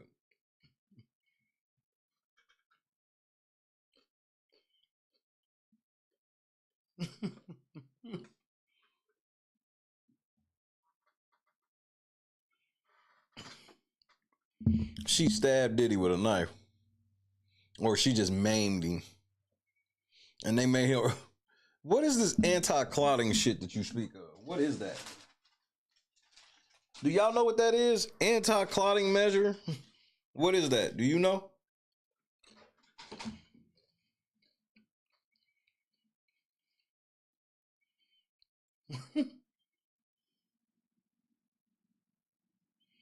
She said that Diddy some girl rolled up and tried to put a copper IUD in her. Bitch, what? They did what?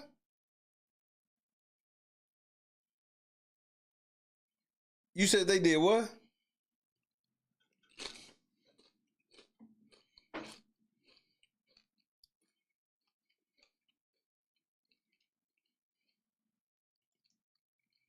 I'm not saying that Diddy didn't rape her.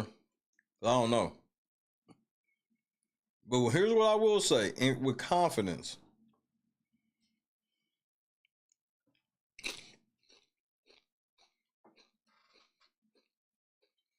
Diddy didn't shoot no gun at you.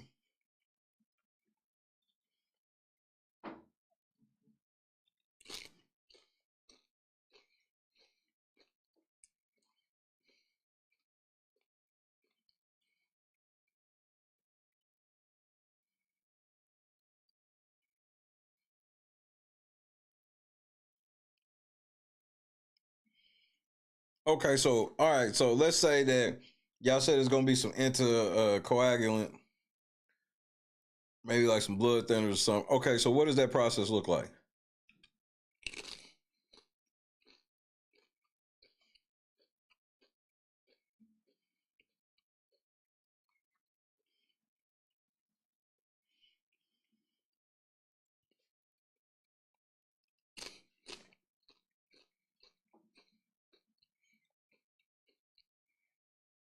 And here's the other thing I know without a shadow of a doubt, lady, just to be honest with you.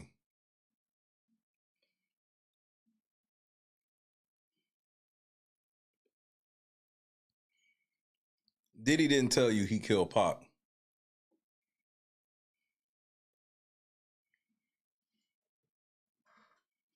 Diddy did not tell you that he killed Tupac Shakur. He didn't tell you nothing of the sort. Why would he be pillow talking with a chick in your situation? And he just met you. It ain't like you was some like lifetime situation.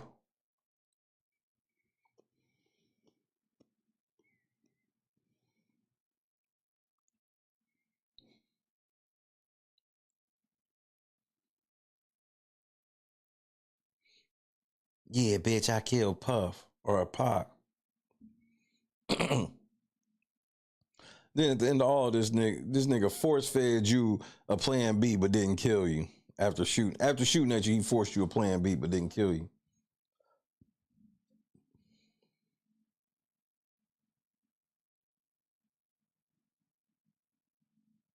Right.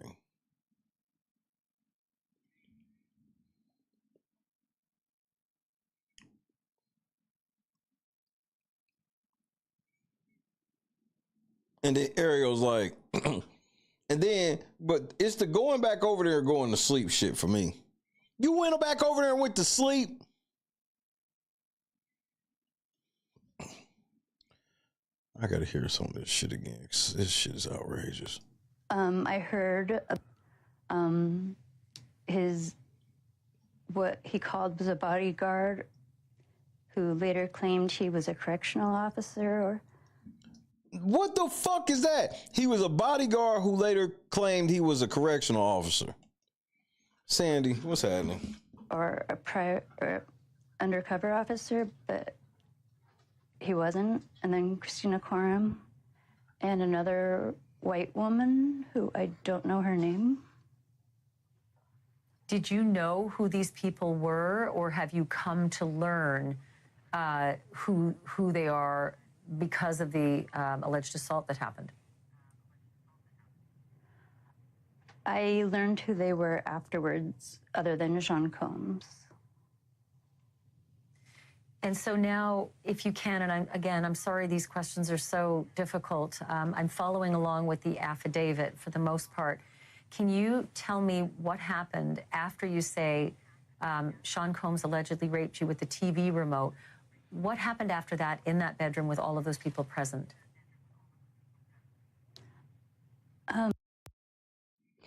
You mean to tell me, and I'm not trying to be funny, you mean to tell me you had all that trauma to your nether region and there was nothing, no type of pictures or anything being taken of that? You were just kind of quote unquote, you didn't get tore up that bad? Like TV remote and shit, bro. They took turns raping me, and Sean Combs raped me anally. Shane Pierce also raped me, but vaginally. And the bodyguard guy, he raped me as well while Sean Combs was sitting in a chair naked, filming it and jerking off to watching me being raped.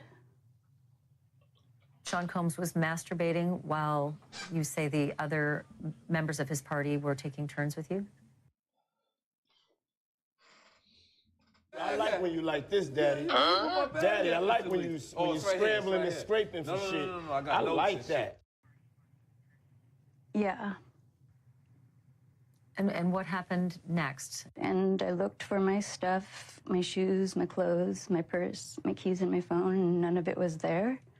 And I found a random large black t-shirt. So I put that on, and the knife that Sean Combs had put against my face earlier, where he wanted to cut my face, and Christina Coram told him that it wouldn't be good for human trafficking to me, that clients wouldn't like it. I found that knife because they had left it in there. So I tried to hide it on my left side underneath partially of the t-shirt. And I stepped outside, and that's right where the bodyguard with a gun was, and they told me to sit down. So I sat down on this makeshift bench out of buckets and a plywood, and I just had to sit there and just kind of listen to Sean Combs brag about what he did to me and that he's gotten away with more serious crimes and no one would believe me. And he mentioned Tupac and... To be clear, this is outside now. This is in the backyard. You have now moved out towards... Buckets and a plywood bench. What kind of trap house they got you in?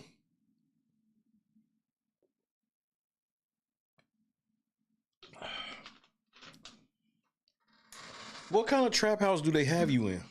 The backyard where they are all sitting outside?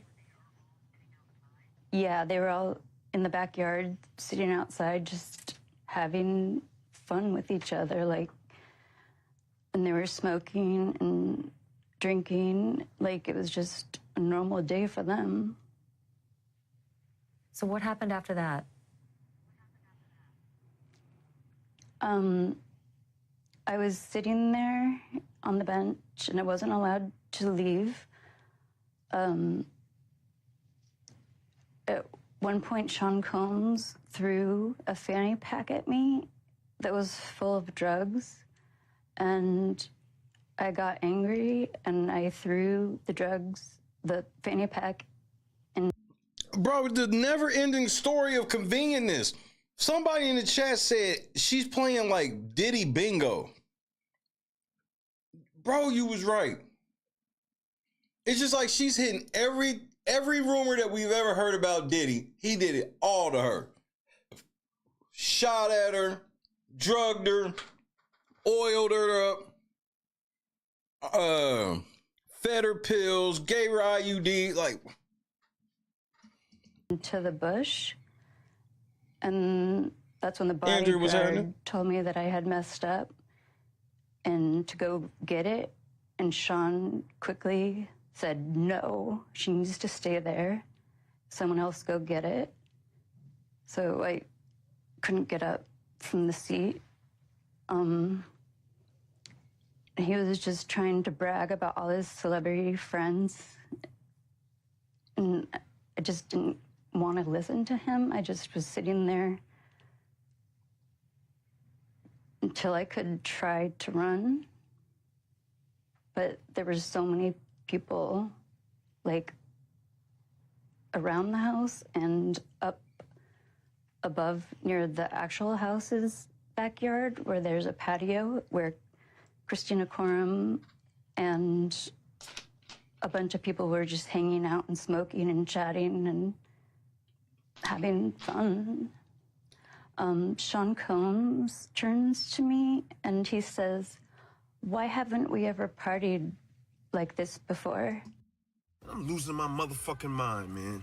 It's these little shortcuts right here where she be losing me.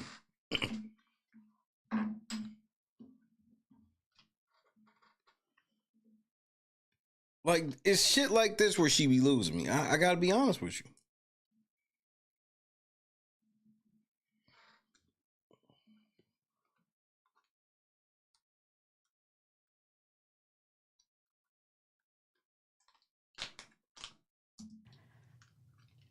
And that's when I got enraged and I said, this is not a party. You raped me.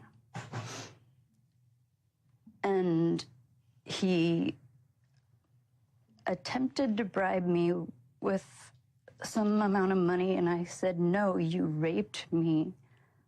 I'm not going to stay silent on this. And then he ended up calling his mother.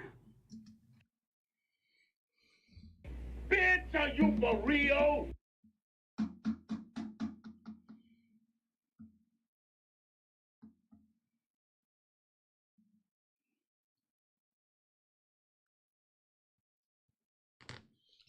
He didn't call another bodyguard. He didn't call anybody that could help. He called his mama.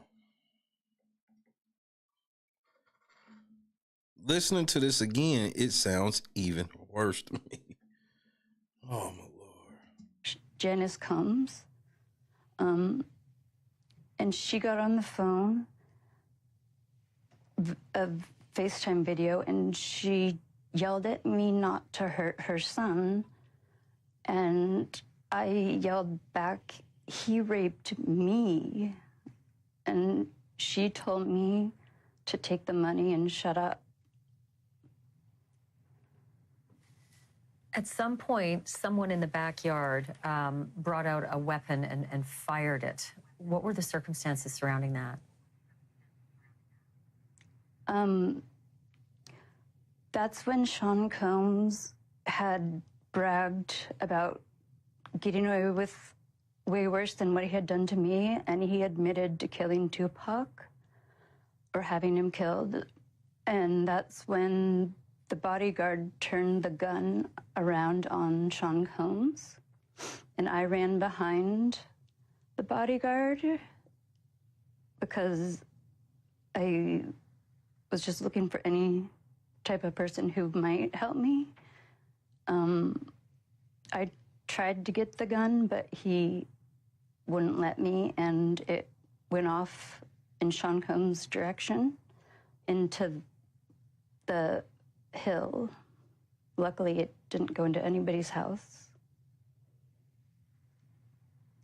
And I just want to go back to that one detail. Sean Combs said to you that he killed Tupac or that he had Tupac killed. Which one was it? He paid to have Tupac killed. I'm losing my motherfucking mind, man. I'll just put it to you this way. This is all I'll say. If Diddy said that to her, then I 100% know he didn't have shit to do with Pac. Just so you know, chick, if Diddy actually said that to you, then he 100% had nothing to do with killing Pac.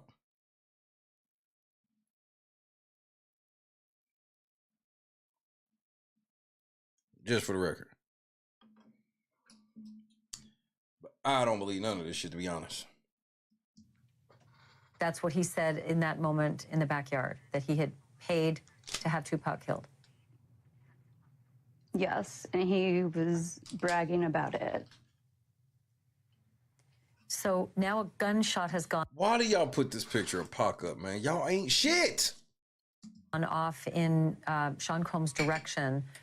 What happened after? You're now standing behind the bodyguard, one of the men who was in the room and allegedly assaulted you with the others. What's the next series of events? That's when I kind of lost my mind, and That's when you lost your mind. Bet. I had the knife and I ran at Sean Combs, and he started to run up the stairs towards where Christina Quorum and all the people were sitting up on the little patio, and I hit him in the back with my left hand, and he fell down on the stairs. She knocked Diddy down with one hand.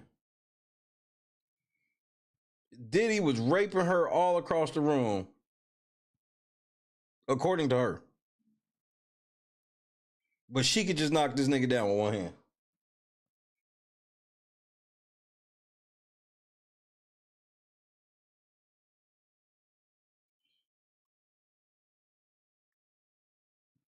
Did Diddy hire her? That's a great question. Ariel, do you really work for Diddy? Is this what Diddy got you doing? Keep bringing out the most unbelievable people in the world to get this nigga off that way? Like, give me a fucking break, bro. He was lying down on the stairs, and he turned back and looked at me. And I had the knife in both of my hands. This bitch had Diddy's life in the palm of her hands, bro. Just when a nigga thought he's heard it all. This bitch had Diddy's life in the palm of her hands, bro. We almost lost Sean. Thank goodness her moral compass snapped back in. Because that makes a lot of sense. And I was going to plunge the knife into him because it was a kill or be killed situation. I don't really know how it was a kill or be killed situation, seeing as though that you shot a shot at him and took the knife at him. So when was he, you know what? And Sandy in the cut one time. Ladies, we breaking out the Methuselahs. It's today. Breaking the Methuselah! Today. His face looked so scared that he was looking at me like I was the monster when he's the monster, and my moral compass snapped back in. And I decided that this is insane. I can't do this. I don't have it in. She want me to believe she had a kill shot on Diddy, and she was getting ready to take it, and realized that she didn't want to kill nobody. She almost killed Diddy. Me to do that, and I turned around and I took 2 steps down the stairs. Sean Combs got back up and he pushed me, but I caught my footing and I took the knife and I slashed it backwards behind me without looking, and it made contact with him and he backed off. Then they had me forced to sit back down on the bench, and Christina Coram came down. She had a medical bag, and he was bleeding a little bit on his chest. And they ain't do shit to you. They just let you cut Diddy and didn't do shit to you. We saw what Diddy did to Cassie. But he ain't do none of that to her. But not, like, I didn't stab him. It was just a cut, and they put anti-clotting type stuff on and a bandage on him.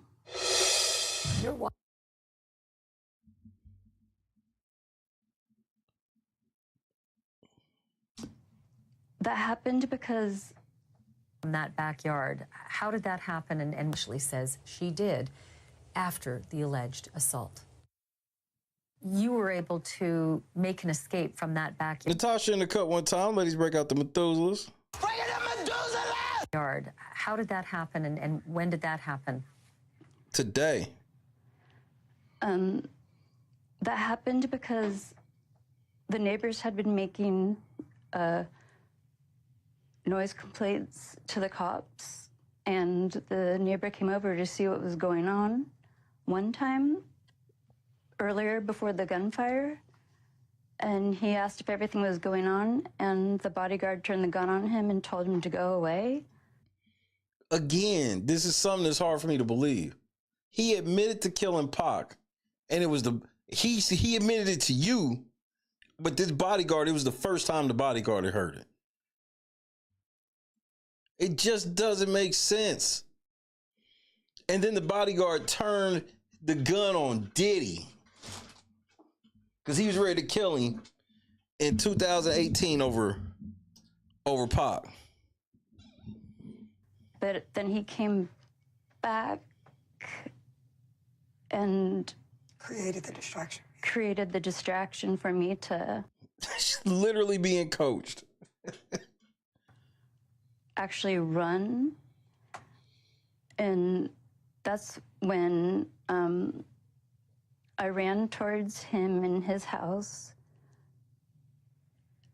And then someone, I believe it was Sean Combs, from the top of the hill near the front of the actual house, not where I was escaping from, started firing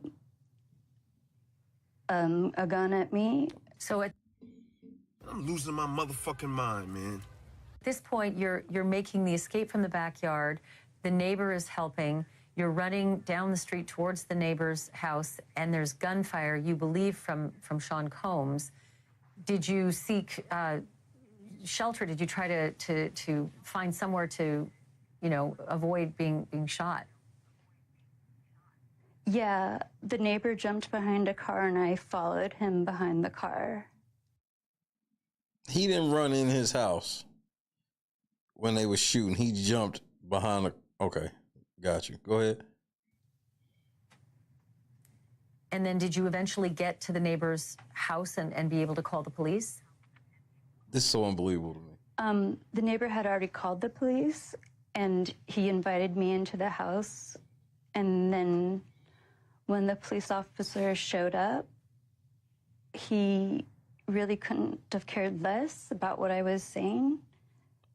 Diddy raped me, and he raped me with a remote. Yeah, whatever, bitch. He didn't offer me help. He didn't offer me an ambulance. I told him that Sean Combs had raped me. And I'm supposed to believe, and here's the part that you want me to believe. You want me to believe that Diddy paid these cops off in advance to come out there and do this to you. Just for the record. Or, because that's what you're implying, right? Is that Diddy, like, these cops work for Diddy, right? And he didn't offer me a ride or any type of help. He just left me for dead there. Did the neighbor at least report there's been gunfire? We've escaped with our lives. We've had to crouch behind a car to escape bullets. Did the police listen to any of that? Yeah, that police officer heard the neighbors say that we got shot at, and he told him what he had seen and heard. Right. And Ariel, I'll ask you to step in here. Is there a police report from that night, from the Contra Costa Say it one more time for the culture. To indicate that they had responded to this gun complaint and obviously what Ashley says was a rape complaint as well? The Contra Costa sheriff did admit that there was a complaint on March 23rd, 2018. But they claimed they investigated and it was unfounded. They didn't find no shells, no bullet holes. No, they couldn't find anything over your story. They couldn't find anything. Ariel. Oh my goodness, Ariel. Javon sent me the 62-page thing. There's no way I'm reading this. Nigga ain't got it in him tonight. Not for this. This shit is outrageous. This interview is enough for me. I don't need to read none of this lawsuit. Paragraph 86. Plaintiff then sat down on a makeshift seat in the backyard when defendant Diddy noticed her presence and remarked that he was surprised she was able to walk because he had given her enough drugs to take out a horse.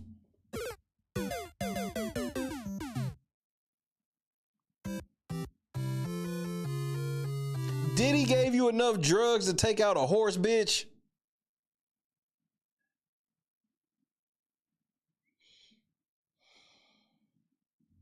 And here, let me, you know me, I gotta show y'all I got receipts just so you know I ain't making this shit up.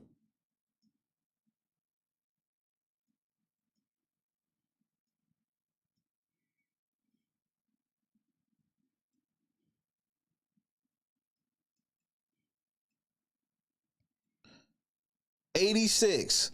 Plaintiff then sat down on a makeshift seat in the backyard when defendant Diddy noticed her presence and remarked that he was surprised she was able to walk because he had given her enough drugs to take out a horse.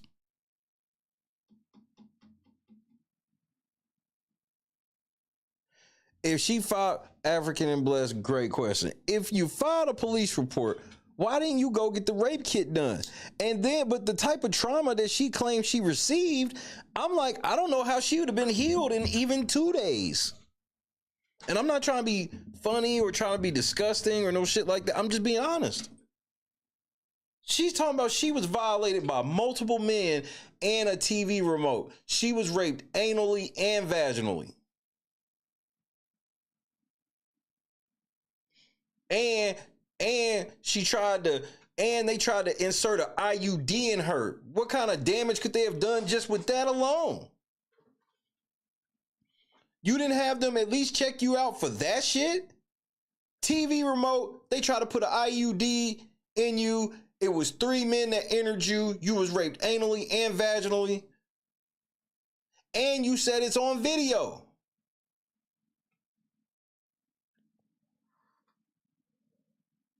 That's a lot, bro. And then Diddy, after you wake up, Diddy's like, I'm surprised you could walk because I gave you enough drugs to take out a horse. So he just admitted he tried to kill you. Because if it was enough to take out a horse, it was enough to take you out.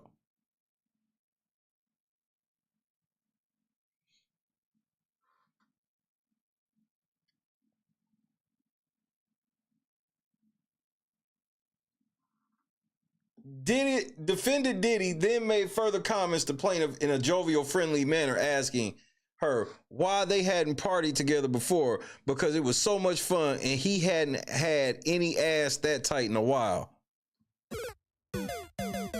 You're not getting ready to tell this story about your virgin asshole. We're not doing this.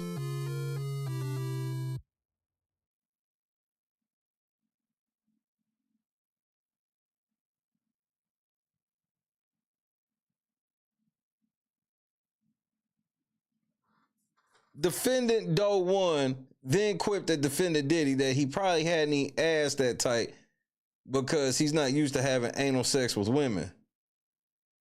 Which defendants Diddy and Doe 1 laughed at. So now they was making jokes about how Diddy be fucking niggas right in front of her. Diddy was talking about how he ain't had no ass that tight. And it's because Diddy said he's not, because then the niggas are like, yeah, because you're not used to fucking girls in the ass. What? What the fuck is this, nigga?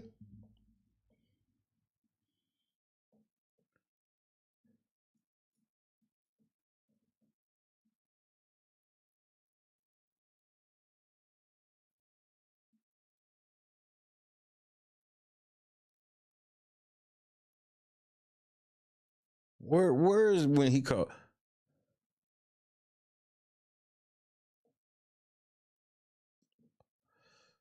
Here it is, 96. Defendant Diddy then called his mother in an effort to further convince plaintiff to not report her assault. Defendant Diddy's mother yelled at plaintiff to not hurt her son. Plaintiff told defendant Diddy's mother that her son had violently raped plaintiff.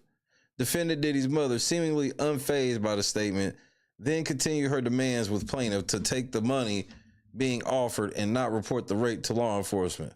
Defendant Diddy then made further threats that he had gotten off from bigger crimes than this and referred to Tupac again, further antagonizing plaintiff. This shit where this bitch is like she was in there trying to ride for Pac is just the most insane shit I've ever heard in my life. Defendant Doe 1 then turned to defendant Diddy and pulled his gun on him, asking him to repeat what he said in reference to Tupac. As the two of them were exchanging words, plaintiff went behind defendant Doe 1, where he seemingly began to protect plaintiff, after he raped her. Defendant Doe 1 then advanced to defendant Diddy, questioning him over the comments he made about Tupac. Yeah, that seems believable. Do you know how old this bodyguard would have to be on some shit like that? This is 2018. A bodyguard was getting ready to kill Diddy.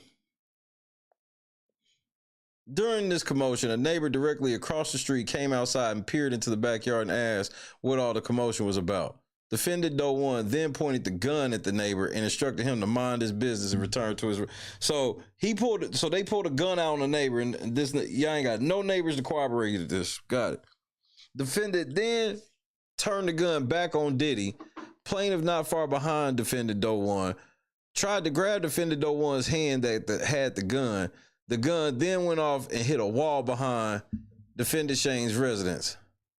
Defendant Diddy then ran up the back stone stairs near the hill in the backyard towards the defendants KK, Shane, and Jane Doe were. Plaintiff charged towards defendant Diddy, moving the concealed knife from her left hand to her right hand and in pursuit of Diddy. So she's running Diddy down.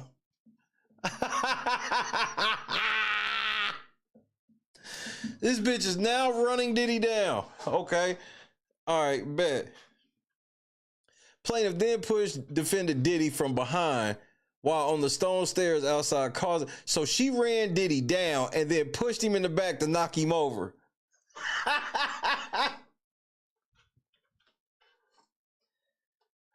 This bitch crazy to the motherfucker, nigga. Oh man, the actual, bro, Javon, the actual lawsuit was 20 times worse. Plaintiff then raised the knife in a rage from the events that just transpired and with intent of driving the knife into defendant Diddy's back when he turned around and began pleading for his life.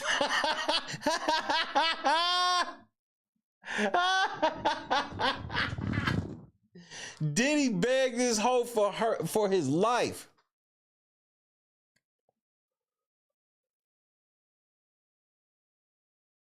Plaintiff shocked now to see defendant Diddy acting as a victim had a moment of clarity and then turned and ran down the outdoor stone staircase back out to the backyard to escape.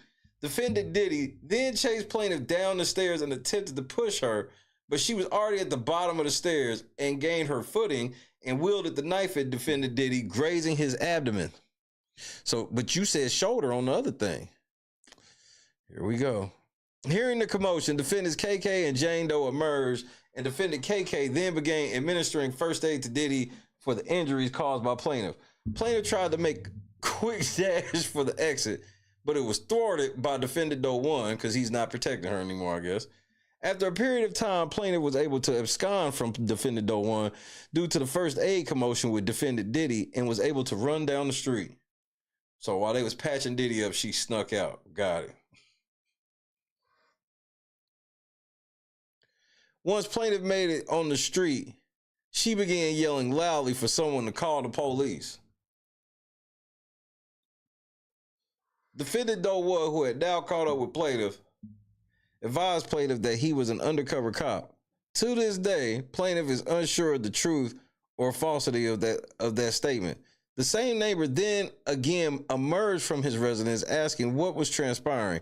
Just as plaintiff was attempting to answer, gunshots began being fired in plaintiff's direction.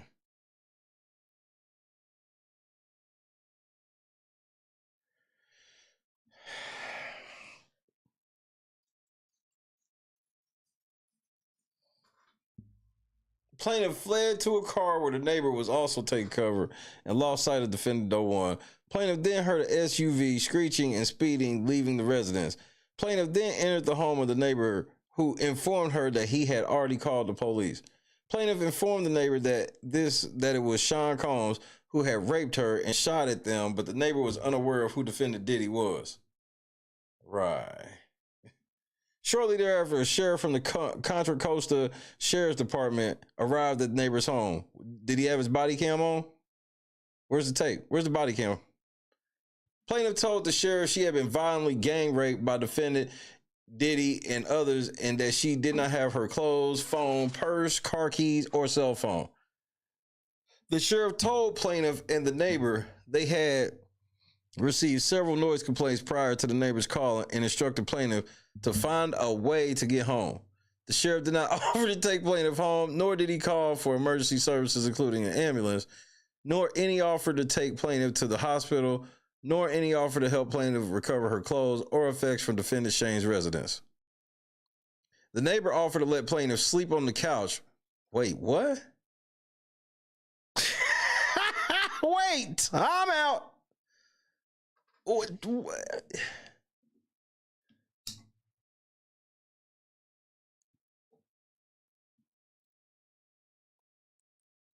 The neighbor offered to let plaintiff sleep on his couch until she could figure out a way to get her possessions and get home. But plaintiff declined and only remained at the neighbor's residence for a short period of time once the sheriff left. Plaintiff then went back to Shane's house where she found the door open. Her clothes were readily accessible in his residence. Right, because why would Diddy just still be just there? He's gone, right? Shane then emerged as if nothing had happened and transpired, like if nothing transpired, and offered for plaintiff to stay at his residence while she slept it off. Plaintiff asked for her purse and her keys, but defendant Shane told her she shouldn't leave in her condition, and plaintiff, catatonic and in a state of shock and disbelief of the events that transpired, stayed at Shane's home while Shane left the home. So this nigga left and she went to sleep. He left this bitch in his house and she slept.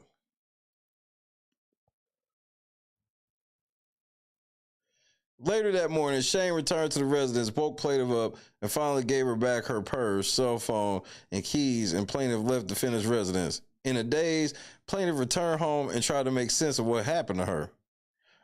On March 26th, plaintiff contacted her primary care doctor. So when was, okay, so let's get another date. Let's get another date.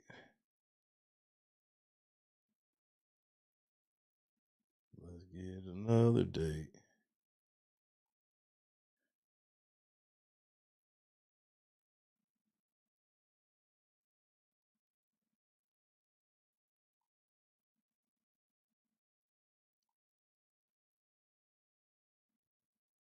What date was this? March 23rd.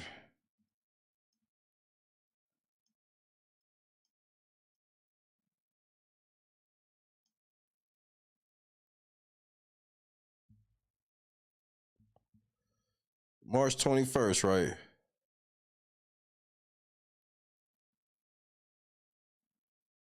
You went to your doctor 5 days later. Remember, your whole thing that you want us to believe was, did he try to pay you off and you didn't accept it because you told him directly that you raped me and I'm not staying quiet about this. That was a direct quote from you. And then you also said you told his mama the same shit. So why would it take you 5 days?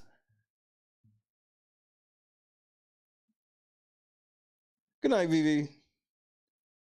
Turtle, what's happening? Plaintiff contacted her primary care doctor and asked for an HIV and STD test in fear of possibly having contracted a disease from her violent rape. Plaintiff tried to continue her life as she felt she wouldn't be believed. Wait, so she didn't want a rape kit, she just wanted an HIV and STD case, test?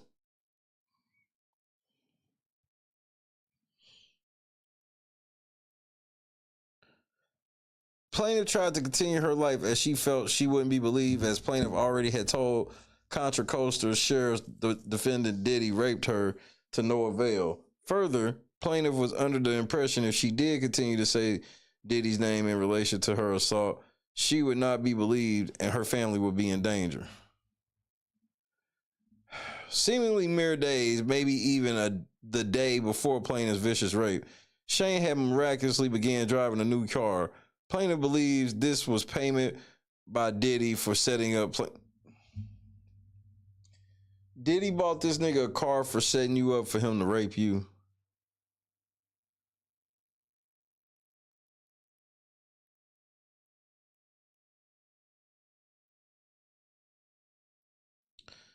A few weeks later, in April 2018, plaintiff, still in pain and reeling from the horrific assault, went to the hospital as her injuries had not subsided from the assault. The hospital conducted several tests on plaintiff, including a rape kit. You got a rape kit weeks later.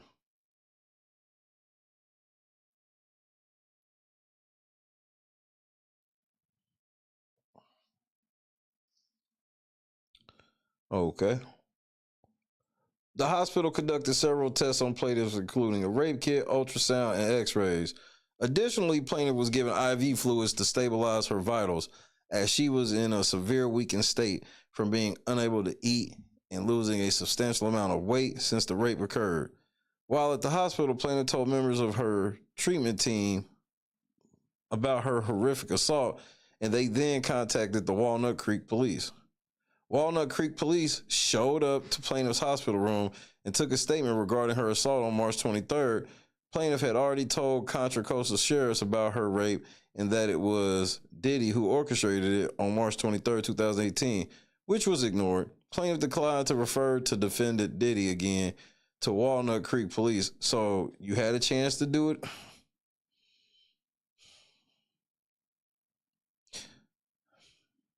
Then why did you even let them call the fucking police if you wasn't going to tell them? Okay, bro. Plaintiff believes her statements made to the Walnut Creek police while at the hospital was captured by police body cam footage. But what about the original shit, though?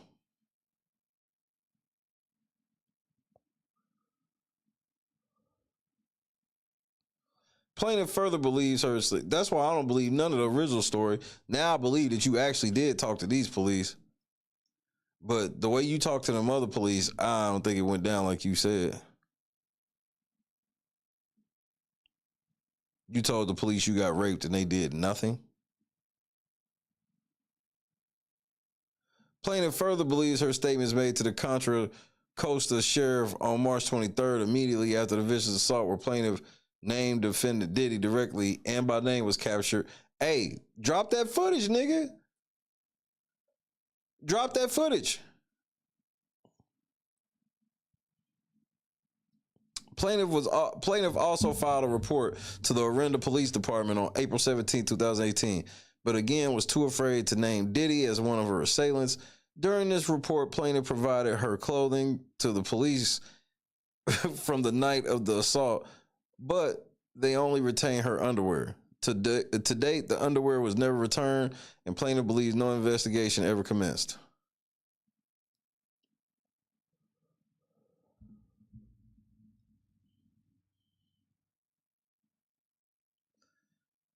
Lady, this is a lot of shit.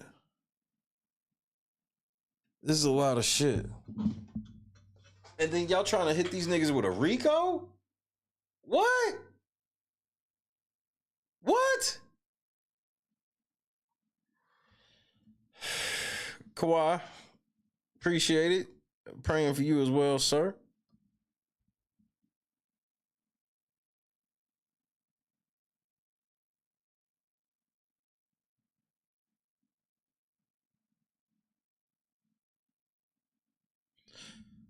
Nigga. I'm losing my motherfucking mind, man.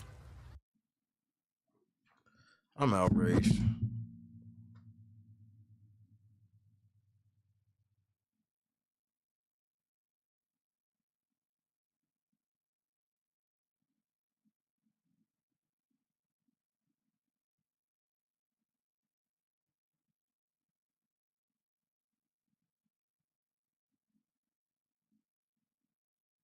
Y'all really trying to do a RICO? I can't stand Ariel, bro. I'm done. That ruined it for me. Ariel, you get on my fucking nerves. It's the bullshit for me. It's the bullshit for bitch. It's the bullshit.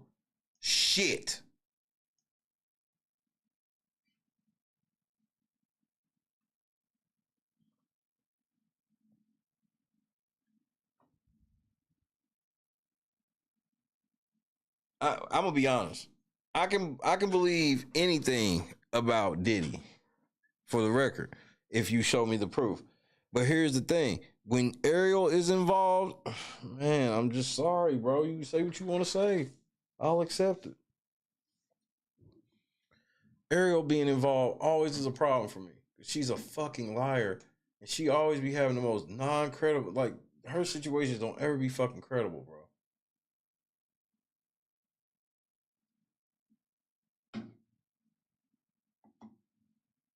We hear her fucking coaching the bitch live, bro.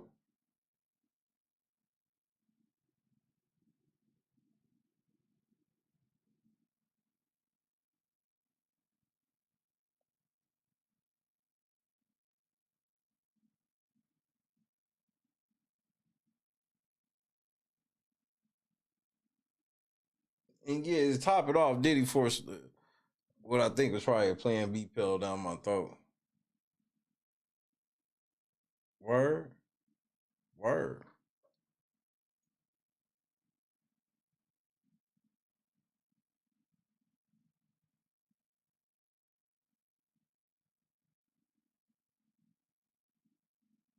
How late am I gonna stay tonight? I don't know. I'm gonna be honest.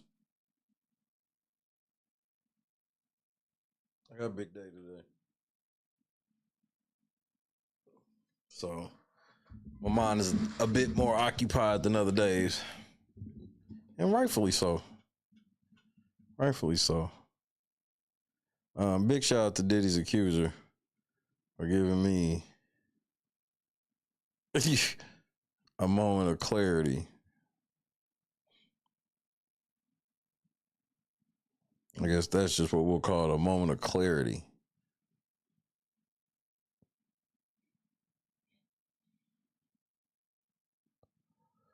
Hey, Dub, good night. Hopefully this time tomorrow we celebrating.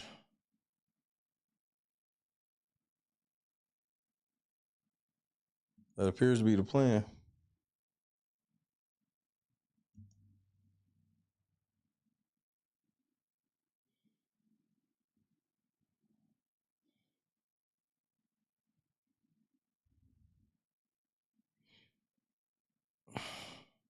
I just wish that News Nation would just have one person that alleging that Diddy did some shit with some evidence.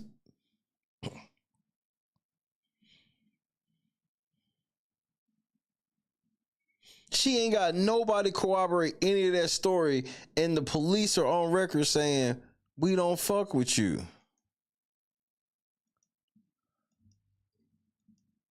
The police are on record telling this bitch, look, man, or they on record saying, and her claims were unfounded. She claimed a lot of shit. They didn't find, remember, she named so many felonies that came with at least 5 years.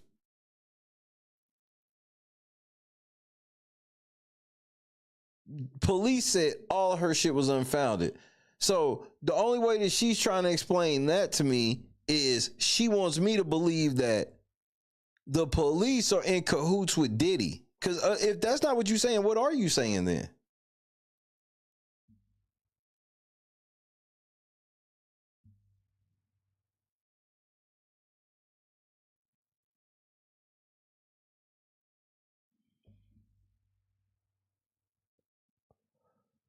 The police were in cahoots with Diddy. That's the only reason why they saying things was unfounded.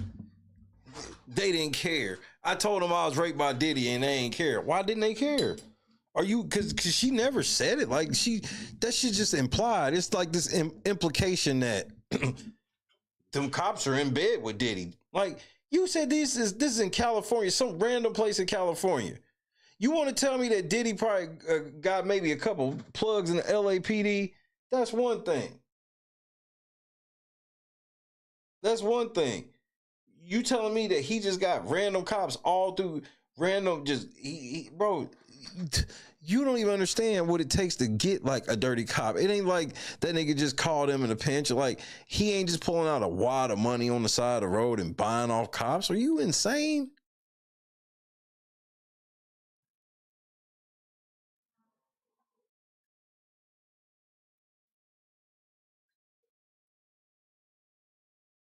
This nigga got some cops, and then I'm gonna believe he ain't got no cops in Oakland.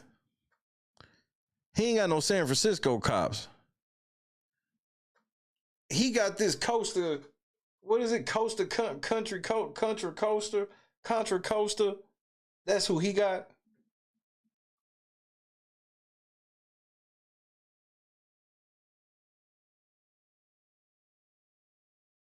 And the Walnut police, they in cahoots with the Costa niggas, so you can't trust them either. Like,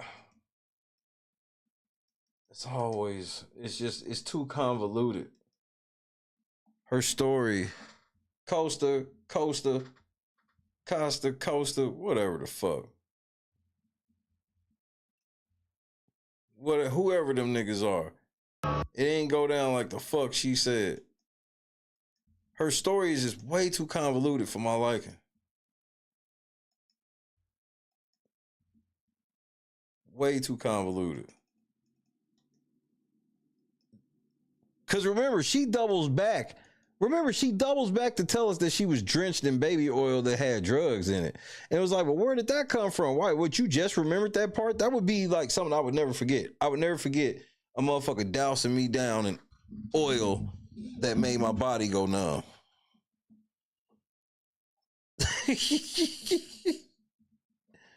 My motherfucker body went numb. Oh, nigga, you know what? I just remembered. Yeah, that nigga drenched me in some motherfucker oil and shit too. I had an out of body experience when he put that oil on me.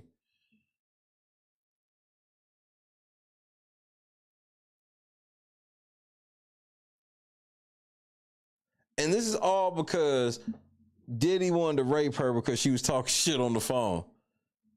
I'm supposed to believe that Diddy is this type of savage where if he hears somebody that he don't even know talking shit about him on the phone, he gonna find them and violently rape them with his homies.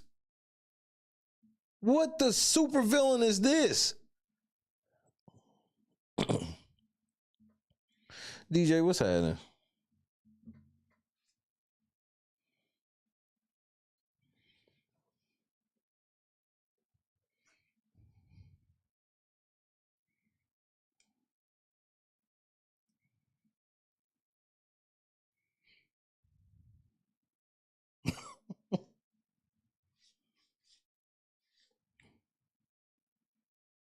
Allegedly. This is true, Lefty. This is true.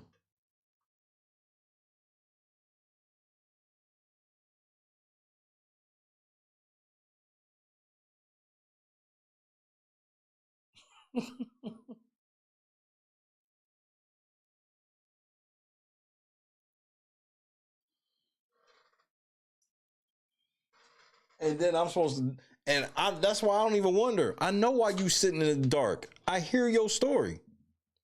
Peace out, James. I see why. I hear your story.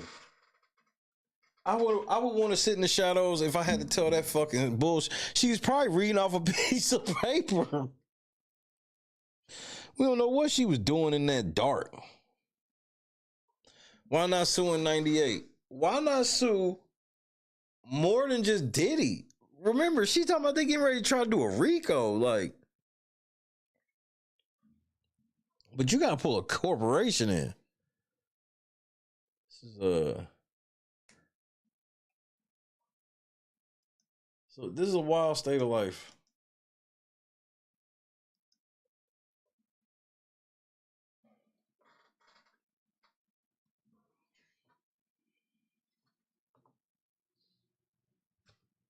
I think I got one more story. Cause hey nigga, hey Fat Joe, I heard you was up in Chicago, nigga, and I heard they booed the shit out of you, nigga. I heard they booed the shit out of Fat Joe, nigga. First of all, I ain't know Fat Joe was still touring like that. That's first of all. I didn't even know that nigga was still touring like that, but shit. He is.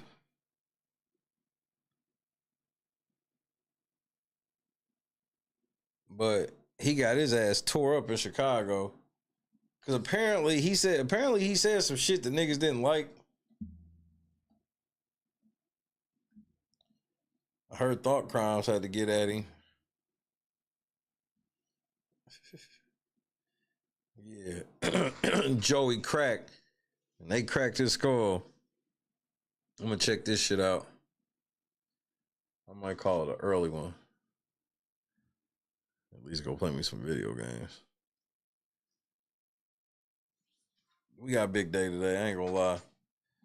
It's hard for me to even concentrate. But we gonna watch this Joey Crack shit though.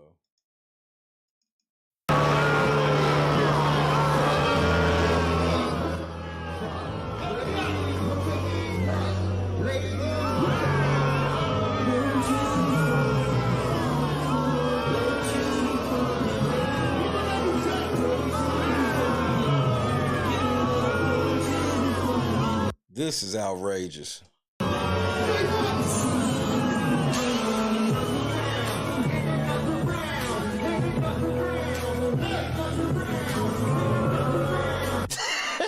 Boo!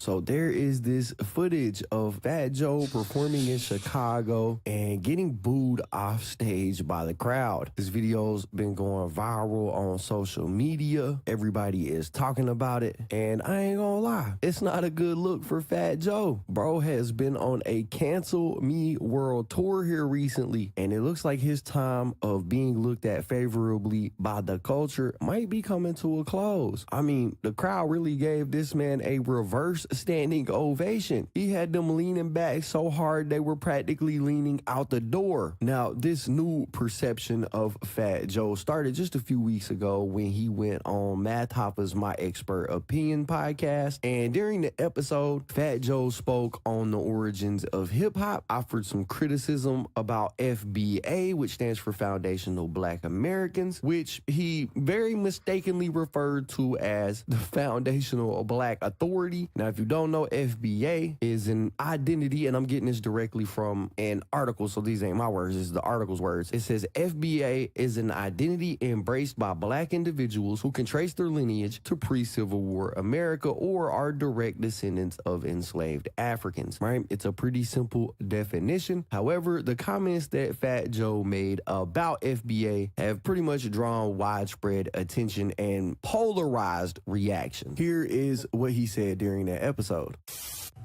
These rumors were made by radical black racists. Let's just say that. Okay, it's a group of these guys that don't want to hear Jamaican, don't want to hear Guyanese, they don't want to hear a black guy that ain't down with them. Right? So their job is to criticize anybody who don't look like them or who ain't Black American. Who are these guys? You want me to say a name? We're going to give them too much clout. I mean... The FBA, Foundational Black Authority, whoever the fuck these broke niggas is. I'm just keeping it a buck. And that shit is to attack everybody on Twitter. You see this nigga who run them? Like, you know, your leader? Yo, man, you gotta be fucking kidding me, man. And so they trying to change the narrative. They're not from New York. Right. So they telling a whole nother story. This was whoopity-doop-wop. Yo, bro. So, yeah, as you can hear in that clip, he called the FBA radical black racist, broke black racist, and said that they criticize anyone who ain't Black American and use social media sites to attack others. This immediately led to backlash, with people posting things like... Thought Crimes came out the woodwork. Shout out to Thought Crimes.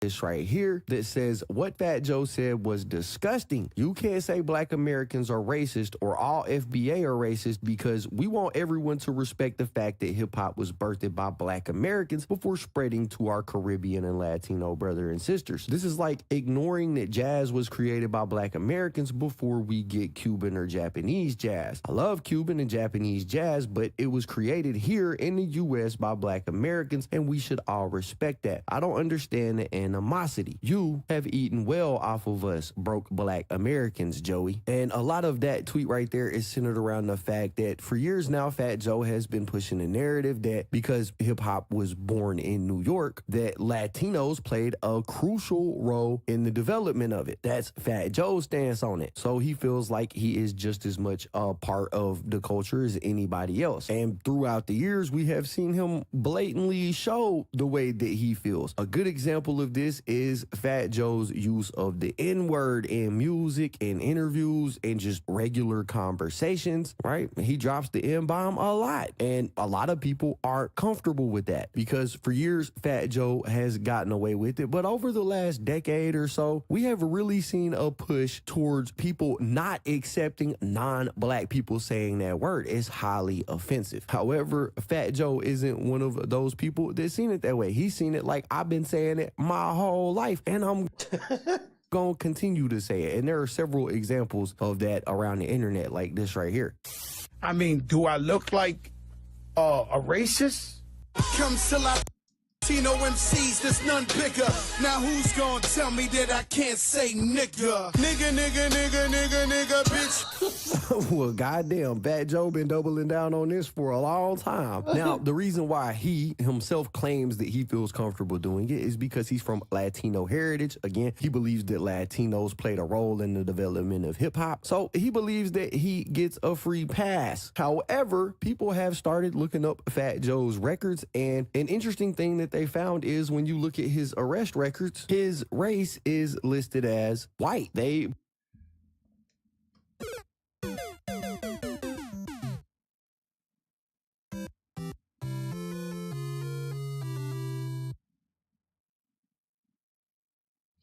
This gotta be a typo. Pulled up one of Fat Joe's childhood pictures where he looks very much like a white kid.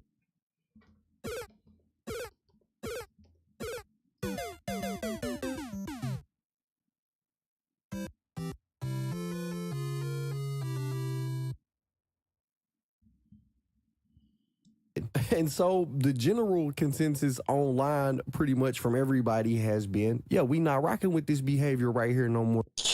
Joe, you done got canceled this late in your career. That's crazy.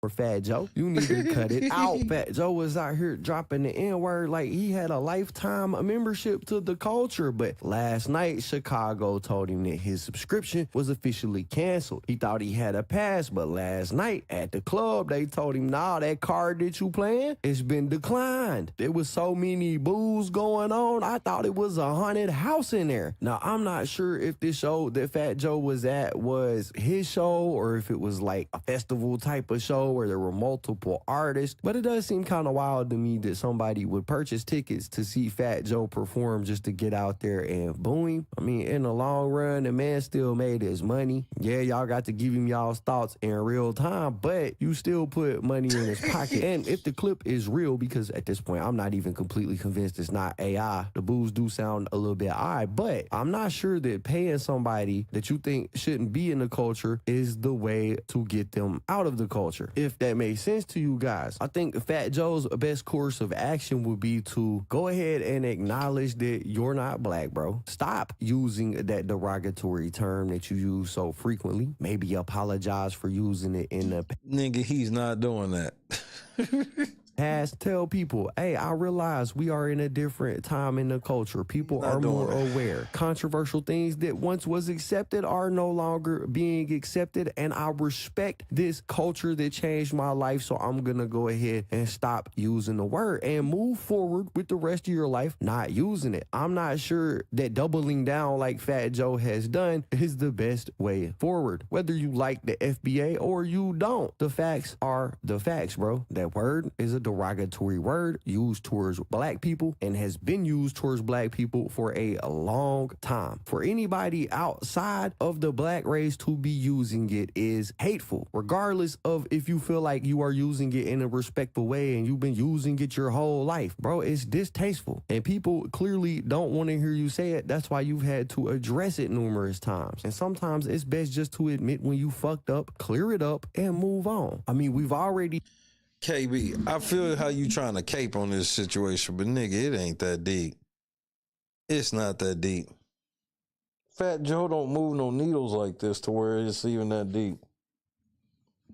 He's seen how this has impacted Fat Joe as far as his career goes. It wasn't that long ago that we seen articles. I mean, you heard the bar that he said when he was saying it clearly let it be known that he's dealt with this shit before. So I don't see Joe stopping being Joe over this. Coming out claiming that Fat Joe had lost his position as the host of the BET Hip Hop Awards, something that he's done for a couple years consecutively now. And now suddenly he's not going to be the host. He was asked about this and he responded basically trying to say that he wasn't pulled from the BET Award show, but instead he gave the position up.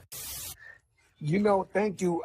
I resigned as host of the BET Hip Hop Awards. Not the cap. Because, real shit. 2 Chainz said I've been monopolizing. So he said, yo, let me host. I know I could be a good host. I said, you know what, my brother? You could be the host next year. Not the cap. Right, so in his words, he gave it up, but I'm not completely convinced, bro, that the BET Hip Hop Awards didn't want him hosting it because of this type of controversy that he's got going on right now. He's got a show that just came out on TV. He's got a lot of things going on that something like this right here could completely mess up. But yeah, bro, that's what we got. Fat Joe getting booed off stage in Chicago. Crazy stuff. I think it's time for Fat Joe to become more aware of what the culture wants and what they are requesting, demanding, and if he really truly has a respect for hip-hop and a love of the culture like he says, he should probably respect the culture's wishes. It's just my thoughts on it, but y'all gotta let me know what y'all think about it. What is the culture's wishes? In the comments down below. Anyways, that's basically it for the video, guys. If you enjoyed the content, be sure to hit the like button, subscribe. Yeah, my whole thing is like, who the fuck cares at this point in Fat Joe's career? Like, why the fuck would I care at this point in his career? Like, this is some shit, if I was gonna care about, I need to care about in like motherfucking 2003. You know, when Lean Back was a hit and all this other shit. When he was dropping hits, y'all didn't give a fuck. He was saying nigga in all them songs, all them interviews. Now all of a sudden it's a problem. I don't know what to tell you. Good luck, nigga. I mean, it's the best I got. It's the best I have.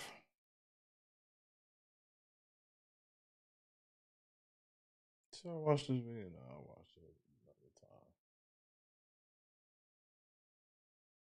Tomorrow, man. Today, man. It's today now. It's still yesterday. Where court is. I trust we are on to tomorrow.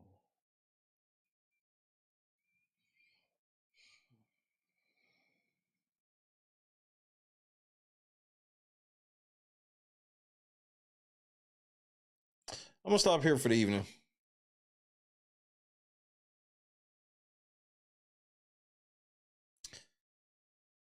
I'm gonna stop here for the evening. I gotta relax. I gotta chill. God bless as well, Laura. God's got it.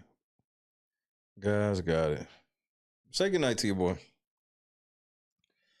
Josu, Lefty, Kendra, Javon Barksdale, J-Rock.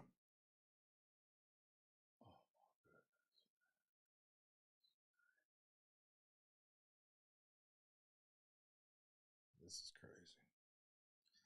Sarah.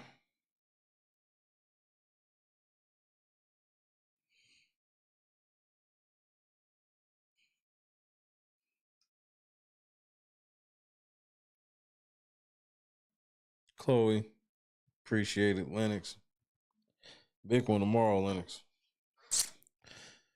Steven. I'm gonna probably run over to LNC gaming. We'll see. Joy, Turtle. I'm in a state of disbelief. How did I even get here? Mob. God is great, bro. Just know that. We got a big day today, bro. We got a court decision. Scott Johnson. Shout out to everybody. I'm probably heading to LNC Gaming. Tammy, may God bless you as well. Thank you so much. We gonna do this, bro. We gonna fucking do this, y'all. We gonna do this shit. Oh, we gonna do it. We gonna do it.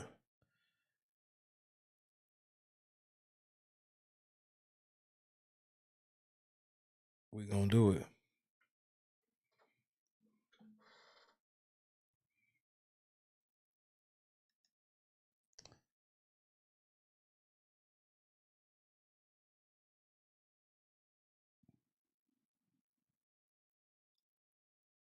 We gonna do it. And I just want to say thank you for making it happen. Thank you.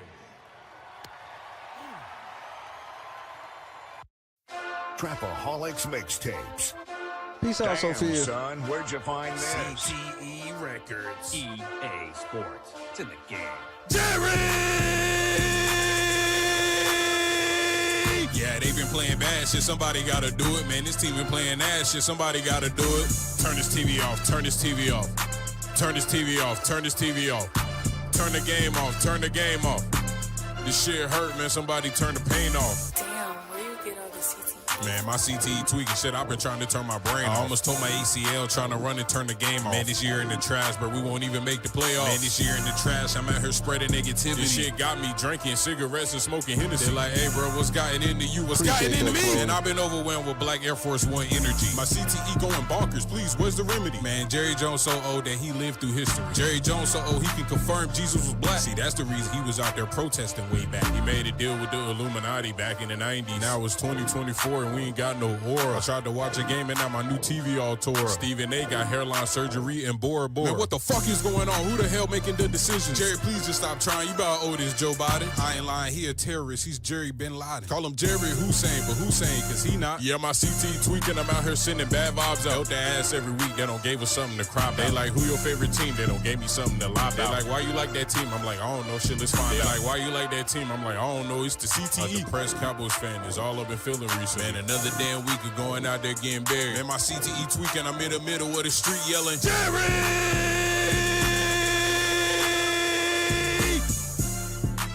Good night, awake.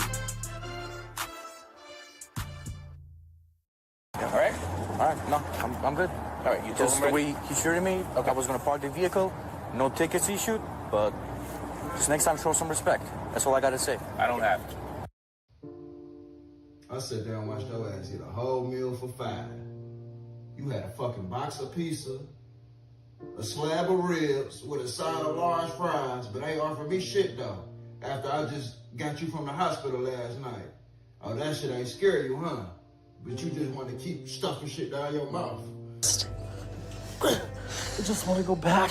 You want somebody to feel sorry, but you keep eating honey buns and shit under your bed. Yeah, I saw you last night trying to sneak them under there. I don't know how you got down, but I saw you. Where? Where? What the fuck you mean where? Oh, your big ass wanna play slow. All right. Tell me what the fuck this is then right here. Honey buns and shit. Oatmeal cream pie. What else you got under this motherfucker? Twinkies and shit. Stop yelling at me. Stop yelling at me. Your kids in there, we in this bitch hungry. Ain't eating shit. And you say, all right. No, I ain't put shit up, man. I ain't feeding your big ass no more, dog. Hey, baby. Me and the kids about to go to Burger King. You want something? Y'all see it. Yeah. That's what it is. Best hands in the world. Y'all be playing with me. Come taste it yourself. See all that butter? Deliciousness. Y'all want to know the secret so bad about it? A little bit more. A little bit more. And this is why big backing is an epidemic. This is why big backing is an epidemic. I had to take a shot of insulin. Get some insulin from somebody else to finish watching this video. DJ. Y'all swear y'all be cooking. You got a whole 40-pound of yams. Talking about you see it. We see it. We see diabetes. We see gout, cavities in all teeth, hypertension, headaches, limb amputations, the big arm disease. I don't know what they call it, but just big arms. And if you can spread sugar like that, it's too much. Talking about it in a little bit more. That's enough. Jesus said that was enough. It's more than enough. It's abundant. You cooking up disease at this point. I wouldn't eat them yams with somebody else's mouth. We gotta do better. We gotta stop this mess.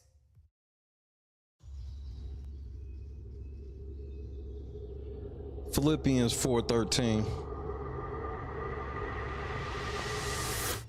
Yo, what's going on, boys? How are you? Yo, dap me up.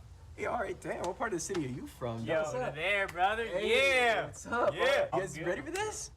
Take this. Oh, all right, sick. Why don't you guys come inside? Don't ski. These are the guys.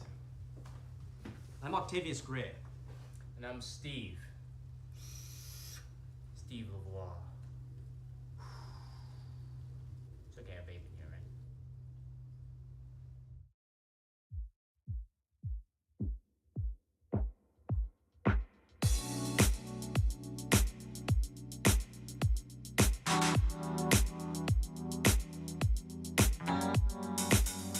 Set the mood right. Pick you up, baby, I'm looking so fly. Sunset rooftop, yeah, that's nice, right? Hop in the G-Class, I know you need that. Heart racing fast like the speed of light. Is this attraction, or is it the moonlight? You want satisfaction, but only for one night. This could be real love, but you've been broken, and I just want you to see what I can be for you. What I can be for you. What I can be for you. What I can be for you. What I can be for you. You got me wrapped up in your love. Barely. Finding you is like a treasure. Making my heart feel this way, yeah, yeah. And I'll treat you so damn special. What you did, who you were with, I don't care about those days. When I'm with you, I won't complain. Share your success and heartbreaks. Yeah, you know I stay by your side. Never leave you dissatisfied. But I need you to let me know. Is this attraction, or is it the moonlight? You want satisfaction, but only for one night. This could be real love, but you've been broken, and I just want you to see what I can be for you. What I can be for you. What I can be for you. What I can be for you. What I can be for you. Baby girl, it's just one night. Yeah, baby girl, it's just one night. Oh, yeah, it's just one night. Yeah, baby girl, it's just one night. Yeah, girl, it's just one night. Yeah, baby girl, it's just one night. Oh, yeah, it's just one night. Yeah, baby girl, it's just one night.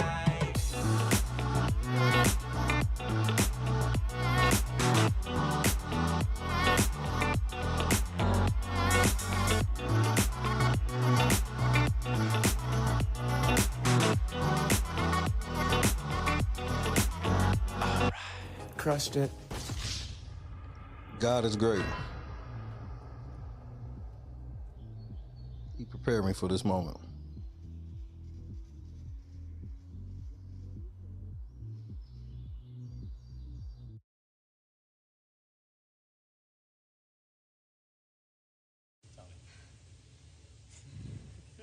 I gotta go.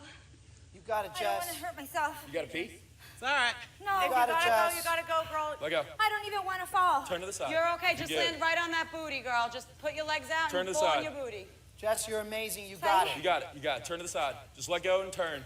Like you're laying in bed. Yep. Like you're jumping onto your bed on your side. Just let go and turn to the side. Shut your eyes. You got it, my love. Just turn to the side. You're okay. Heifer. I've never even heard of him.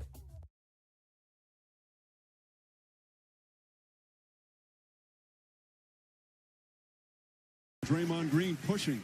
6 assists for Green. Curry along 3. It's good! Steph Curry from way downtown. Some Curry chaos here in the third. It's the largest lead of the game. Absolutely ridiculous. Range unlimited. Mama, there goes that man, and then says, put a ring on it. And the previous play, moving without the rock. Draymond Green does his job, setting the screen. You have to have help. And like I said, looking for the ring. Number 4, that is.